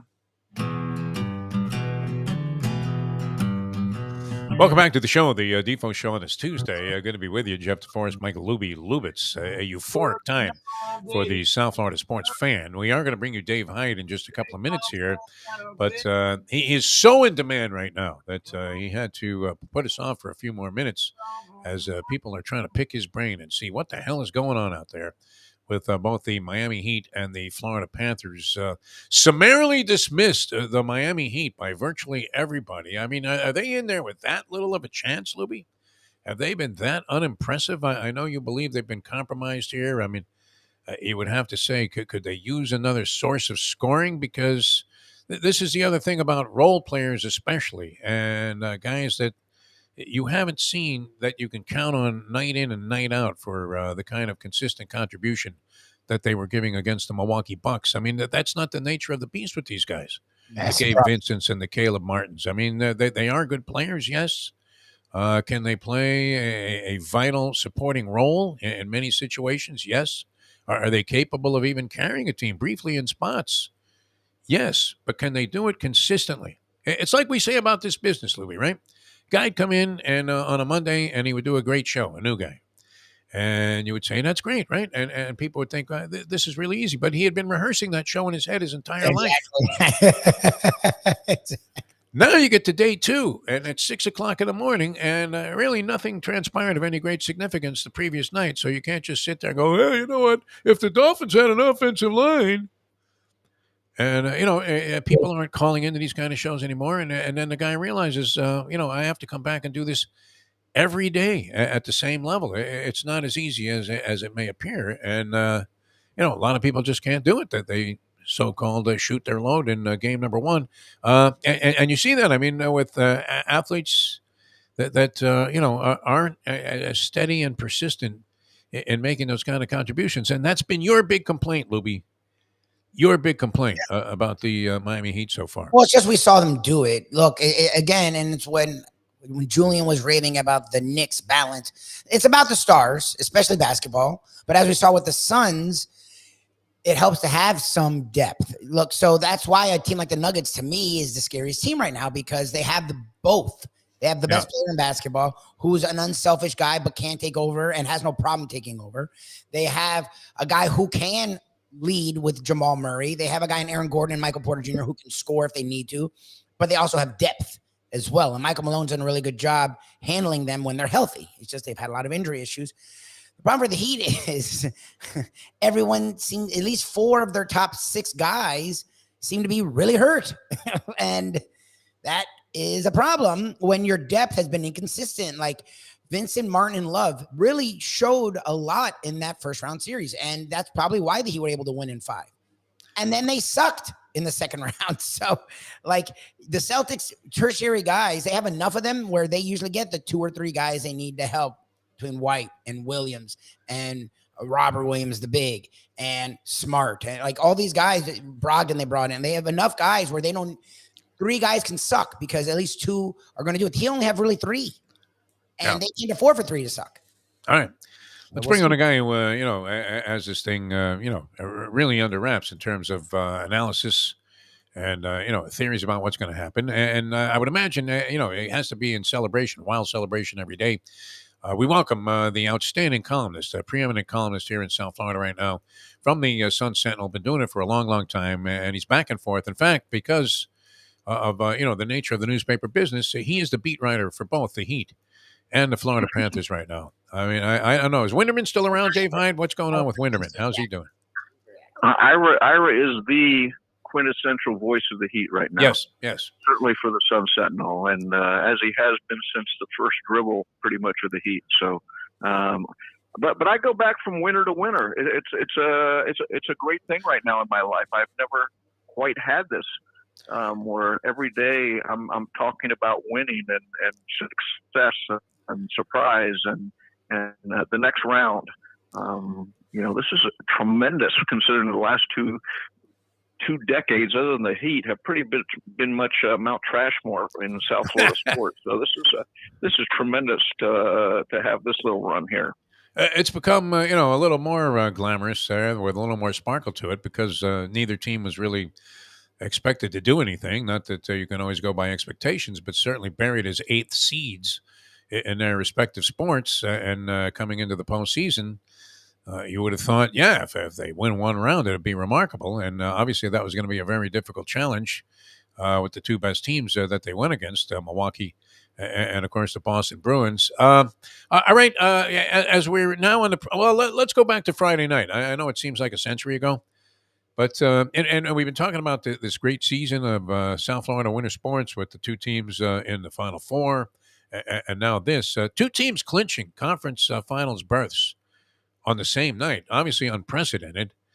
And is there anything that we can compare that to so far? I mean, I know there's still a long way to go with 2 series to win the championship, but Seemed pretty amazing to me. I mean, in the 42 years I've been here, Dave Hyde, I don't think I've ever seen anything quite like it. Did you ever have a menage a trois, Defo? I mean, I've had all kinds of experiences. Yeah. I mean, I was at Woodstock. He did some crazy stuff. Yeah. The great thing was it not just happened the same night, but it happened within a half hour of each other. Eric Spoelstra was in his press conference when Nick Cousins scored the winning goal for the Panthers in overtime in Toronto. Oh, that's what you want. Oh, really? We lost Dave Hyde right in the middle of all of that. I'll call him back. Man, this has been a little bit wild so far today. Anyway, I'll call him right back. Yeah. See if we can reconnect with Dave Hyde because we wanted to get his thoughts on a lot of different things regarding this. And it was I mean, pretty. I'm trying to think if there was ever anything even close to that. The menage a trois thing, it depends on the other two people.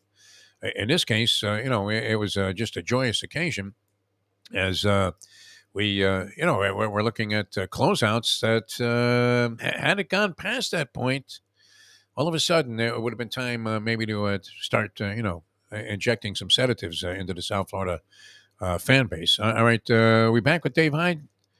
Yes, we're back with Dave Hyde. Are.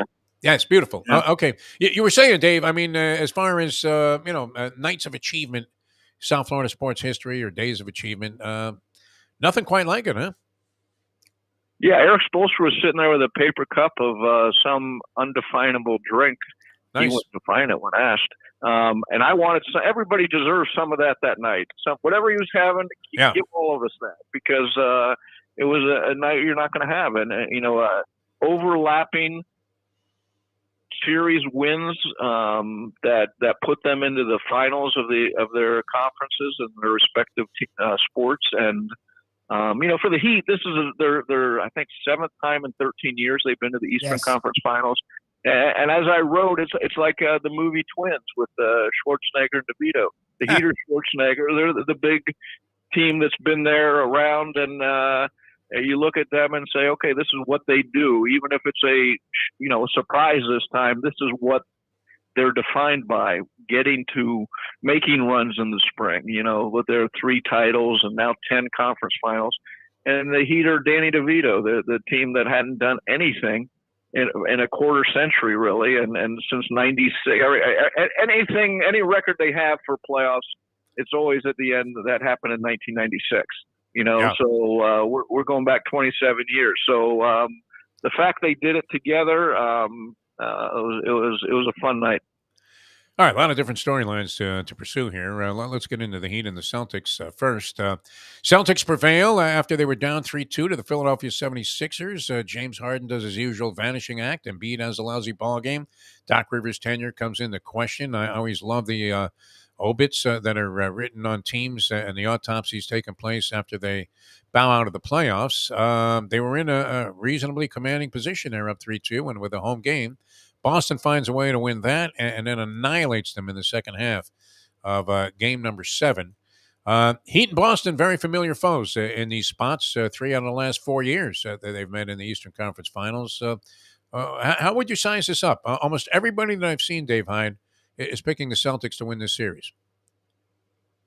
Yeah, look, if you're going by talent, and that's what usually wins in sports, and especially in the NBA, the Celtics have more talent. If you're going by who's the tougher team, the Heat are the tougher team. I mean, look at it.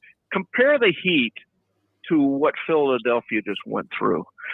This is the most ridiculous franchise in the NBA by they did trust the process, tanking, and they just have coddled these players like Joel Embiid. He's out of shape. He gets hurt.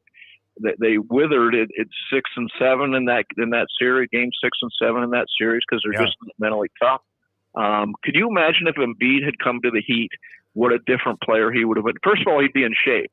Yes. Okay. He's not gonna get winded at the end of the games and not run up and down the court. He's not gonna get hurt because he's out of shape. Okay. So you talk about where guys go to different franchises really defines their careers, and the things they said after their loss.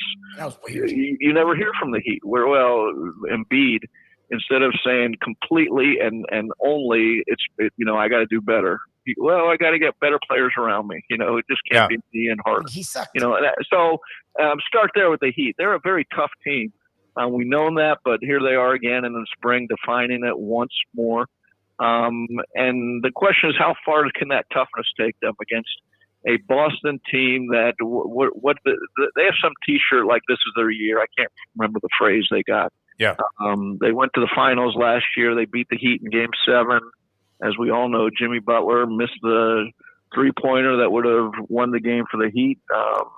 And maybe they're that close again. You know, the Boston's a little better. I still there must be something missing or something. The biggest talent difference in this series for the Heat is Eric Spoelstra against Joe Mazzulla. How much can coaching matter at this level when you're this deep into the finals? You got a rookie coach who's never been here, and he's made a couple blunders in the playoffs. Didn't call a timeout at the end of a game that could have cost them the game in the Philadelphia series, which could have cost them the series if Philadelphia had been, gone home and won Game 6. So the Heat will have better coaching. Will it matter if Boston has a better talent? Is what it comes to. All right, Mike Mayo, has suggested that we ask you our standard survey question regarding Eric Spoelstra, which we have run by and gotten responses from Ron Rothstein. I believe Sean Devaney of basketball analyst fame. I think we ran it by Grant Long. Scoop. And yes. so, Scoop Skolnick also. Yeah, it wasn't Grant Long, but Scoop Skolnick. We thought about running it by Grant, but didn't have time. And that is this. If Eric Spoelstra, trying to figure out where he stands as a coach, if he was an assistant coach on Red Klotz's coaching staff, would the Generals have won more than one game against the Globetrotters over the years? That's a great question.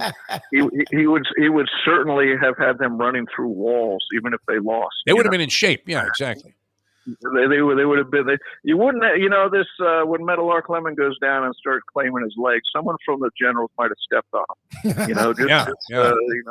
Drive home the point that we're a lot tougher than you. You wouldn't see some former stiff from UCLA that was playing for the Generals now.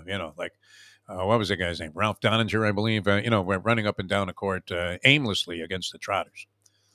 Would Spoelstra have taken over for Red Klotz and whipped the Generals in lots of shape, is what you're saying, right? Well, I mean, if he was on the staff, I mean, obviously Klotz was going to be the attraction, and probably was there, if nothing else, certainly made for a great figurehead for the Generals. But would Spoelstra be like Brian Flores? And even though they were telling him to tank games, just be enough of a presence to have them at least win one more. I mean, I think they were 5,263 or something. Spoelstra wouldn't be able to do that. He would one game when they lost their 56th straight for that year, he would have just internally combusted, and you'd look over there and there'd be powder of his DNA just sitting there on the sideline and no body, because he could not take losing like that. He just wouldn't. He doesn't have the ability to do that. All right, Dave Hyde, the Celtics, I'm looking online here, and I saw 8, people speculating about the series. All 8 picked the Celtics. They've been vulnerable in spots. I mean, look, they nearly got taken out by this Philadelphia team that, you talked about how dysfunctional they are, and, how they really didn't have the talent necessarily to measure up in all positions, especially if Harden was going to disappear as he did in the crucial moments of the series. He had 2 big games, and the other 5 were kind of El Stinkaroo variety, including his typical performance in Game 7. But are the Celtics really that much better than the Miami Heat, in your opinion? And how do you see the series going? No, I don't think they are that much better. I think there's some gear that they found at the end of the Philadelphia series, obviously. And the gear was Jason Tatum from the fourth quarter of Game 6 on. Yes. Yep. He was unstoppable. And okay, is he going to have that? He'll have a game or two like that. Jimmy Butler, if healthy, will have a game or two like that. So no, Boston, there's no team out there that you say this is a it's not the big three of the Heat or the Golden State Warriors when they have their big run. This isn't there's not a generational team there. It's almost like the NCAA tournament where you say, well, anybody can win. The difference is it's best of 7 instead of just one game. Yes. And usually over best of 7, the better team almost always wins. But yeah, look, Boston isn't a team you sit there and are afraid of. I think they're a little better. I picked the Heat just because I'm a homer, and that's fair. The Heat in 6 against the Knicks. I obviously didn't pick against Milwaukee, who did. But again, they've made it this far. They've redefined their season. I think they're a lot tougher than I expected. And again, Boston isn't a team that really scares you. I think they have more talent than the Heat. But again, I think with Spoelstra that he can help neutralize some of that talent. What is the word? I know you don't exactly cover the Heat, but I know you've been involved in these series. What is the word on Butler? Because I know Knicks fans want to call Quentin Grimes Michael Jordan 1995 defensively, or Michael Jordan 1992, but he's not. The Bucks defenders are better than the Knicks defenders, and the Bucks did double him, and the Bucks did throw the kitchen sink at him, and Jimmy Butler was unstoppable. That was not the case against the Knicks. Now, maybe he didn't feel like he had to do it. He was getting more help from Bam, and the Knicks aren't as talented as the Bucks. But he did not look like the guy we've seen, playoff Jimmy. He looked a lot more human in this last series, but no one's really talking about if he's injured or not, and that's cool. But as a guy who's been around them a lot more than we have, how injured is he? Because he did not look like the guy we've seen in the playoffs the last few years, this last round. He was very injured. I mean, okay, he missed game 2 with the ankle, right? Yeah. So his ankle's hurt the rest of the series, even though he played. The question is something else hurt on him? And that was hard. That's harder to measure. It looks like he was hurting somewhere in the upper body. His shot was weird. When you looked at what he was doing in the final game. But the Knicks were still double teaming him, and he was smart enough with his limitations to, move the ball wherever he needed to. And so, the number one question, if Butler is hurt, the Heat are dead in the water. Everybody knows that. And this debate going around, does Jimmy Butler need to have big games for the Heat to win? Yes, absolutely. Every single time, he needs to have a big game for the Heat to win. He's their star. Adebayo came on in this series and turned out to have a very good series. Certainly the closeout game against the Knicks, and he as far as defense and all that, as we always hear, he's always there. But you need some scoring from him too.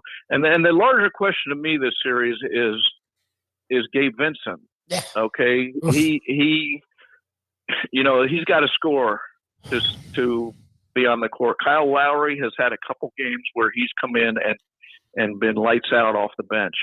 And that's what they need from the point guard. They need somebody who can not just distribute, but be part of the offense too. I used to get a kick out of when you guys in the paper, would have like 5-6 guys covering a team, and had a giant, roster in the sports section of writers and editors, and you'd all pick the Dolphin game, and almost routinely everybody would pick the Dolphins to win, even if it looked like it was an impossible spot. What kind of hate mail do you get when you pick against a local team, Dave Hyde? I mean, would it be safe to pick the Boston Celtics here? Hate mail. I remember walking into the Dolphins locker room once and going up to Dan Marino, and he looked at me and he goes, "Are you ever going to pick us to win?" They don't read the paper, though. I mean, none of these guys. You can write an opus and open a vein and bleed all over a story, give your all to it. And the only thing a lot of people read is the predictions. That's the sure thing they'll get. And so, I'm picking the Panthers and the Heat in both their series right now, because the one thing about covering these teams is now all you see is winning. All you Yes. see is winning. So the question is, can another team that is winning beat them? I picked against both teams shockingly in their first series. I think I picked against the Panthers in the Toronto series. At this point, I'm whatever. You guys, Get on there. Yeah, get on the bandwagon there. I was going to mention actually that Mike Mayo usually was the one guy that picked against the local team, but that was fueled by his desire to be despised by the people that he covered. He kind of gets a kick out of that. You have to go there on a consistent basis. He knew he was going to end up in the food department. So you're still doing the sports coverage, and it's amazing. They only remember that one thing. Marino singling you out and saying, thank goodness, you weren't Jason Cole, and talking to Gene Atkins at that point, or, you might have been body slammed into the locker room there. All right. The Panthers, let's get into it. Hurricanes and the Panthers are going to meet. Hurricanes, a lot of people are inclined to believe that they will win this series. You say the Panthers are in there. Obviously, they're in there with a shot. I think because of the abstract nature of hockey being a little bit less structured, than basketball. You know that flaky things can happen, fluky bounces. So even the biggest of upset possibilities can take place, which we've seen with the Bruins and the Panthers. What do you think? I mean, it looks to me like the Panthers, are going to ride Sergei Bobrovsky right into the Stanley Cup final. I want to believe that. Is it possible that comes true? That whole fairy tale story. Yeah, if Sergei Bobrovsky keeps playing like he has, it's a done deal for the Panthers. Wow. He had a 940. We could be sniffing the cup next year. I mean, we might see some Panther player out at a mall somewhere, sipping champagne out of the Stanley Cup. Drinking out of the cup. You'll be drinking out of the cup, Yeah. What kind of strange circumstances could they drag it into, you think? Yeah, this is like a 96 surprise run, isn't it? Yes. Yeah. The difference is, well, a few differences. They have a couple proven stars in Matthew Tkachuk and Barkov's up there, and now Bobrovsky's playing the Van Beesbrook role.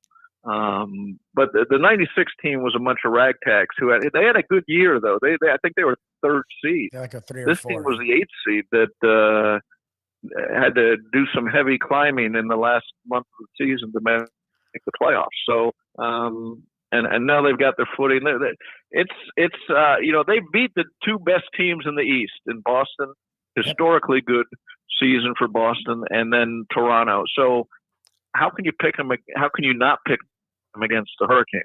Now the Hurricanes evidently I haven't seen them play except in the playoffs, and they play evidently a similar style to the Panthers of heavy forecheck. So it's almost who outdoes the other in the forecheck that wins the series. Look, you covered sports a long time. That's why we love sports. Guys that are supposed to be good sometimes will play erratic. Guys that are you're looking for them with a search warrant will come out of nowhere and rise up. And I won't say maligned because it was very well-deserved criticism for Bobrovsky getting what was at the time a high-paid goalie salary, and we would rather have seen Alex Lyon in there in the last quarter of the season, a guy that literally had bounced around the league. Did you envision this happening? Because Defo's literally called him the guy that needs cataract surgery, and no one told Defo he was wrong. That's how bad Bobrovsky had been. Like, did you see this coming? And what the hell have you noticed differently about him? Because his confidence has grown so much, and the team's confidence in him. The defense, which had been a disaster, is playing way better now, and it feels like that's all in part to they know that they have a goalie back there that if they give him any help, he'll make those 4 or 5 stops a game that'll save your rear. Where the hell did this come from, this Bobrovsky? Because we've been looking for him for like 3-4 years. He was that goalie when he took Columbus on a ride like this. They beat Tampa Bay in the playoffs, and he was big play Bob and all that stuff. But you're right, we haven't really seen that for a season or a big stretch or a run like this. I thought at some point, just because it happened, look at Toronto's because of an injury, but still teams. Boston switched out their goalie during that series. I thought at some point Bobrovsky would get a chance, but we hadn't seen him play like this. So, and not only play like this, but he comes in, what was it, game 4 or 5 against Boston, and I guess it was 4. And he hasn't played in a few weeks, and now all that pressure's on him. The pressure of the series, going 5, 6, 7, they win, and I don't think anybody saw this run coming. Nobody could have foreseen this, right? I mean, it's desperation being the mother of invention. All of a sudden, this lion who is writing a Cinderella story turns into Dick Stewart, Dr. Strangeglove, and on simple stops, I mean, stops that maybe even Lubie could have made. He certainly was no Joe Pepitone there with the first baseman's mitt. And they bring in Bobrovsky. I mean, and literally, I remember, even my dog's hair rose on his back. And he's watching the game in horror, thinking, "No, not Bobrovsky." I know we kept thinking of that scene in Usual Suspects, when the Hungarian guy has got one eye patched up and he's laying in the hospital bed about to croak, and he's screaming "Kaiser Sose" in horror. And that's how we were saying Bobrovsky. But it's turned out great. So. It's been one heck of a story and a great, great ride. All right, Dave, always a pleasure. I'm glad you're on board with the local teams. Appreciate that. And now, will you be bouncing back and forth, covering the home games, or how are you going to handle this thing? I think I'm covering the home games. I'm going to be writing the other ones from the Coconut Grove Bureau of the Sun Sentinel.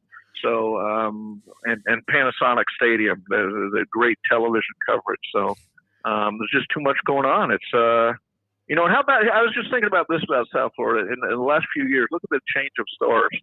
Matthew Tkachuk comes in here, yes, and changes the franchise. He's become the face of that franchise, hasn't he, with the way he's playing and the personality. The Dolphins with Tyreek Hill. And then Jimmy Butler's been around for a few years, but and so those three teams have made big swings, and they've all hit home runs with them. It's really interesting to see how the landscape can change that quickly. And you're going to have a good feeling about the seasons and the two teams, regardless of how they fare in this third round of the playoffs. You would think we got about as much mileage out of it as you can, and if it somehow ends up in being involved in a championship round and ultimately winning a title, it would be incredible. Dave, always a pleasure, my friend. Good stuff. As always, you're on your game today. All right, people. And thanks so much for being with us. Yeah, Dave Hyde, ladies and gentlemen, of the Sun Sentinel. That has to be a good thing for him. Imagine how dreadful it would be around here if both of these teams had been eliminated, didn't make the postseason.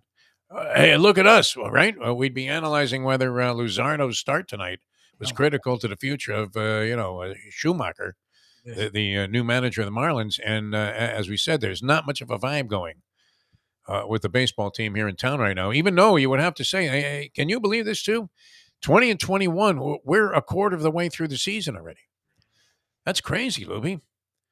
It seems impossible in a 162-game marathon season. It seems like it just got underway, or maybe we just haven't been paying too much attention or sending much attention in that direction. You're right, too. The Sandy Alcantara thing is, a very, very concerning nightmare. But when your Cy Young Award winner can't get out of the third inning the subsequent season, except for his opening start, when you thought, wow, well, what is the guy going to do this year? Holy Denny McClain, he might win 30. And instead, it's gone in the opposite direction. And that was supposed to be the big strength of the team, right? Starting pitching, and they had improved their bullpen a little bit. Still, I mean, it shows you as good as money can buy, right? New York Mets staggering around with a similar record. Yeah, spending money doesn't guarantee anything. Look at the Yankees. I mean, they actually went fourth this offseason, and they're struggling. It doesn't guarantee anything, but it makes you feel better. There should be a documentary made every year about the Tampa Bay Rays. How on earth? I don't understand it. I mean, they may fade into so-called oblivion later on in the season. That's possible, but it doesn't seem likely. How do they do this every year? I mean, what kind of organizational ingenuity do they have to be able to sustain a level of excellence that exceeds that of the teams that are out there, just, rating talent? I mean, even the Padres, right? Went out there and spent a fortune on guys. Yeah. And, I don't know. Are they getting such stellar results? The San Diego Padres, I think they're doing okay, but nothing special. at this point. Dodgers, been I guess they got the one championship there, but Padres are worse than the Marlins right now. The Padres wow, spent a ton of money on pitching. I mean, Juan Soto and all of these guys that they brought in there. Look, So money can't buy you love, right? Isn't that? There's that great argument people have said to me, yeah, but at least your Marlins have won too. And look, winning a title is amazing, but I can't lie. And look, the Dolphins haven't, and I would give a lot to see the Dolphins win a title. But we see teams spending lots of money not winning. To be able to every year know that your team's going to be there. Yeah, you want to be in contention, and you want to be exciting. You want to be a product worth watching. Once you're there, everyone has a chance. You have a lot more of a chance when you're there than when you're not. So I'd rather my team be winning every year, because 1 year they may pop. You don't know what's going to be baseball. Like, you don't know. Like, it's freaking weird. It's culture, my friend. It's culture. It all boils down to culture and puck management. There you go. All right. We're coming back with more. We'll wrap things up on this Tuesday. Been a lot of fun. Tomorrow we'll join you again, of course, and have the usual fanfare. We'll have another big game on tap tomorrow night, which we'll be able to talk about. And then the series, will be on. It's game on, dude, as they say. And a lot of other things of great interest happening around the world of sport. I still have to make my decisions on that PGA championship pool. Do I get into detail, Lubie, or just do the usual blind guess? Picking names. Who else is due, man? Cantley, is he due to do something? Your thing is. What about Xander Schauffele? Well, one of our guys said Finau. Finau, I've gone with Finau many times. I've been burnt by Finau. I never have any success with this guy. My problem when I play him, he's lousy, and when I don't play him, he does well. I'd like to see your list, like who's on E, because I know I'm going to send you a list. Yeah, it's not just wide open. It's like there's certain these guys and this. So I'd like to know, because Colin Morikawa comes out of nowhere sometimes. Like he's a little off lately. I don't know that he's going to be in consideration for me. Yeah. No, I'd like. Well, and you always have to factor in the nondescript European schmank at some point, no? And now the Live Tour guys that you mentioned, that's another curiosity. Does Dustin Johnson care enough to want to make a big showing in a PGA tournament? These Live guys want to beat the pants off the PGA guys, no? They definitely do. We saw it with Koepka. Koepka, steam was coming out of his ears as he was walking down the course there. After the third round, when he's right there and he's going to be in the final pairing. Wasn't he leading also going into the final round at the Masters? Well. He's playing really well. Monster. All right. You weren't expecting him to fall apart like that. But maybe it's that Patsy, 3-round tournament thing that they play every, fourth week on the Live Tour that, it's, hurt his, stamina on the golf course. Is that possible, Louis? There's a theory for you. Right? If he wasn't on this, pathetic tour, that he would have been fine and gone out there and won himself a Masters. We'll see. I'll get you the list, Louis. And we can get into this a little bit tomorrow. I'm going to have to put my entry in today, though, which is unfortunate. That's enough. Yeah. I'm not sure about any of it. All right, we're coming back with more in a moment. Now that. The time. It's 8:57. Ponies in Style at Champions, the outstanding simulcasting room at beautiful Hialeah Park. Yes, the grand old lady of thoroughbred racing has never been more vibrant, and you can wager on the races from the top tracks around the country while enjoying a cocktail at the Brass Rail Bar or any of the fine food served throughout the facility. If poker is your game, you're covered in style, and you can play all your favorite Vegas-style games, including blackjack, craps, and roulette, in Hialeah Park's sizzling hot casino. Get a player's card when you walk through the door for all kinds of generous amenities, including our favorite, free play, when you come out to the ultimate casino and entertainment destination, Hialeah Park. These days, we're all looking for comfort anywhere we can find it. Thank goodness for Landlubbers Raw Bar and Grill in Plantation, because they are making sure you are as comfortable as possible. First of all, they're not only open for delivery and pickup. All you have to do is go to landlubbersbarandgrill.com for both pickup and free delivery. You're going to have the best wings in the world. You're going to have a great burger. You're going to have their amazing soups. Again, Landlubbers, Raw Bar, and Grill. It's nice and easy. Just go to landlubbersbarandgrill.com for both your pickup and free delivery. Thank goodness for Landlubbers for making you always feel right at home. Are you looking to buy your first home? Have you been turned down for a loan? Do you need to refinance or get money out of your home? Call Michael Kodzie, CEO of Choice Mortgage. He's been helping the South Florida community get mortgages for 30 years. Hi, this is Michael Kodzie, CEO of Choice Mortgage. We have the most competitive fixed rates in the market. Call me 24/7, 561-441-2730. And remember, I don't just work banking hours. Make the right choice for your home. Call Choice Mortgage today. Let's hope we're dead wrong about a lot of things. That could be another book that we put out. Let's hope we're dead wrong about a lot of things. The end is near. You can tell the end is near, man. You can definitely do that. The modern day odd couple, Defo and Lubie, are on now. It is, of course, the Defo Show. All right, so Rahm, Scheffler, and McIlroy are all on the same list. I'm going Rahm. You're going Scheffler. Correct? Yeah, go Scheffler. I have a weird thing. Okay, let's see here. Cantlay, Schauffele, and Koepka are all on the same list. There are other guys there, too, to consider, but those would be the big three. Something about Schauffele. Schauffele. Oh, Okay. why Schauffele there. Finau is on the same list as Morikawa, Spieth, Thomas, and a couple of others, but those would be the big names on that list. Something about Thomas or Spieth. I don't know. I leave that to you, but I would say Thomas or Spieth. Thomas hasn't been all that big of a factor of late, although he's always there or thereabouts. Yeah. Okay, let's see. Mickelson is on a list with a bunch of scrubs, actually. Would you take Bezuidenhout? Bryson DeChambeau, he's fallen off. S.W. Kim is always a consideration. And a couple of guys I never heard of. What do you think?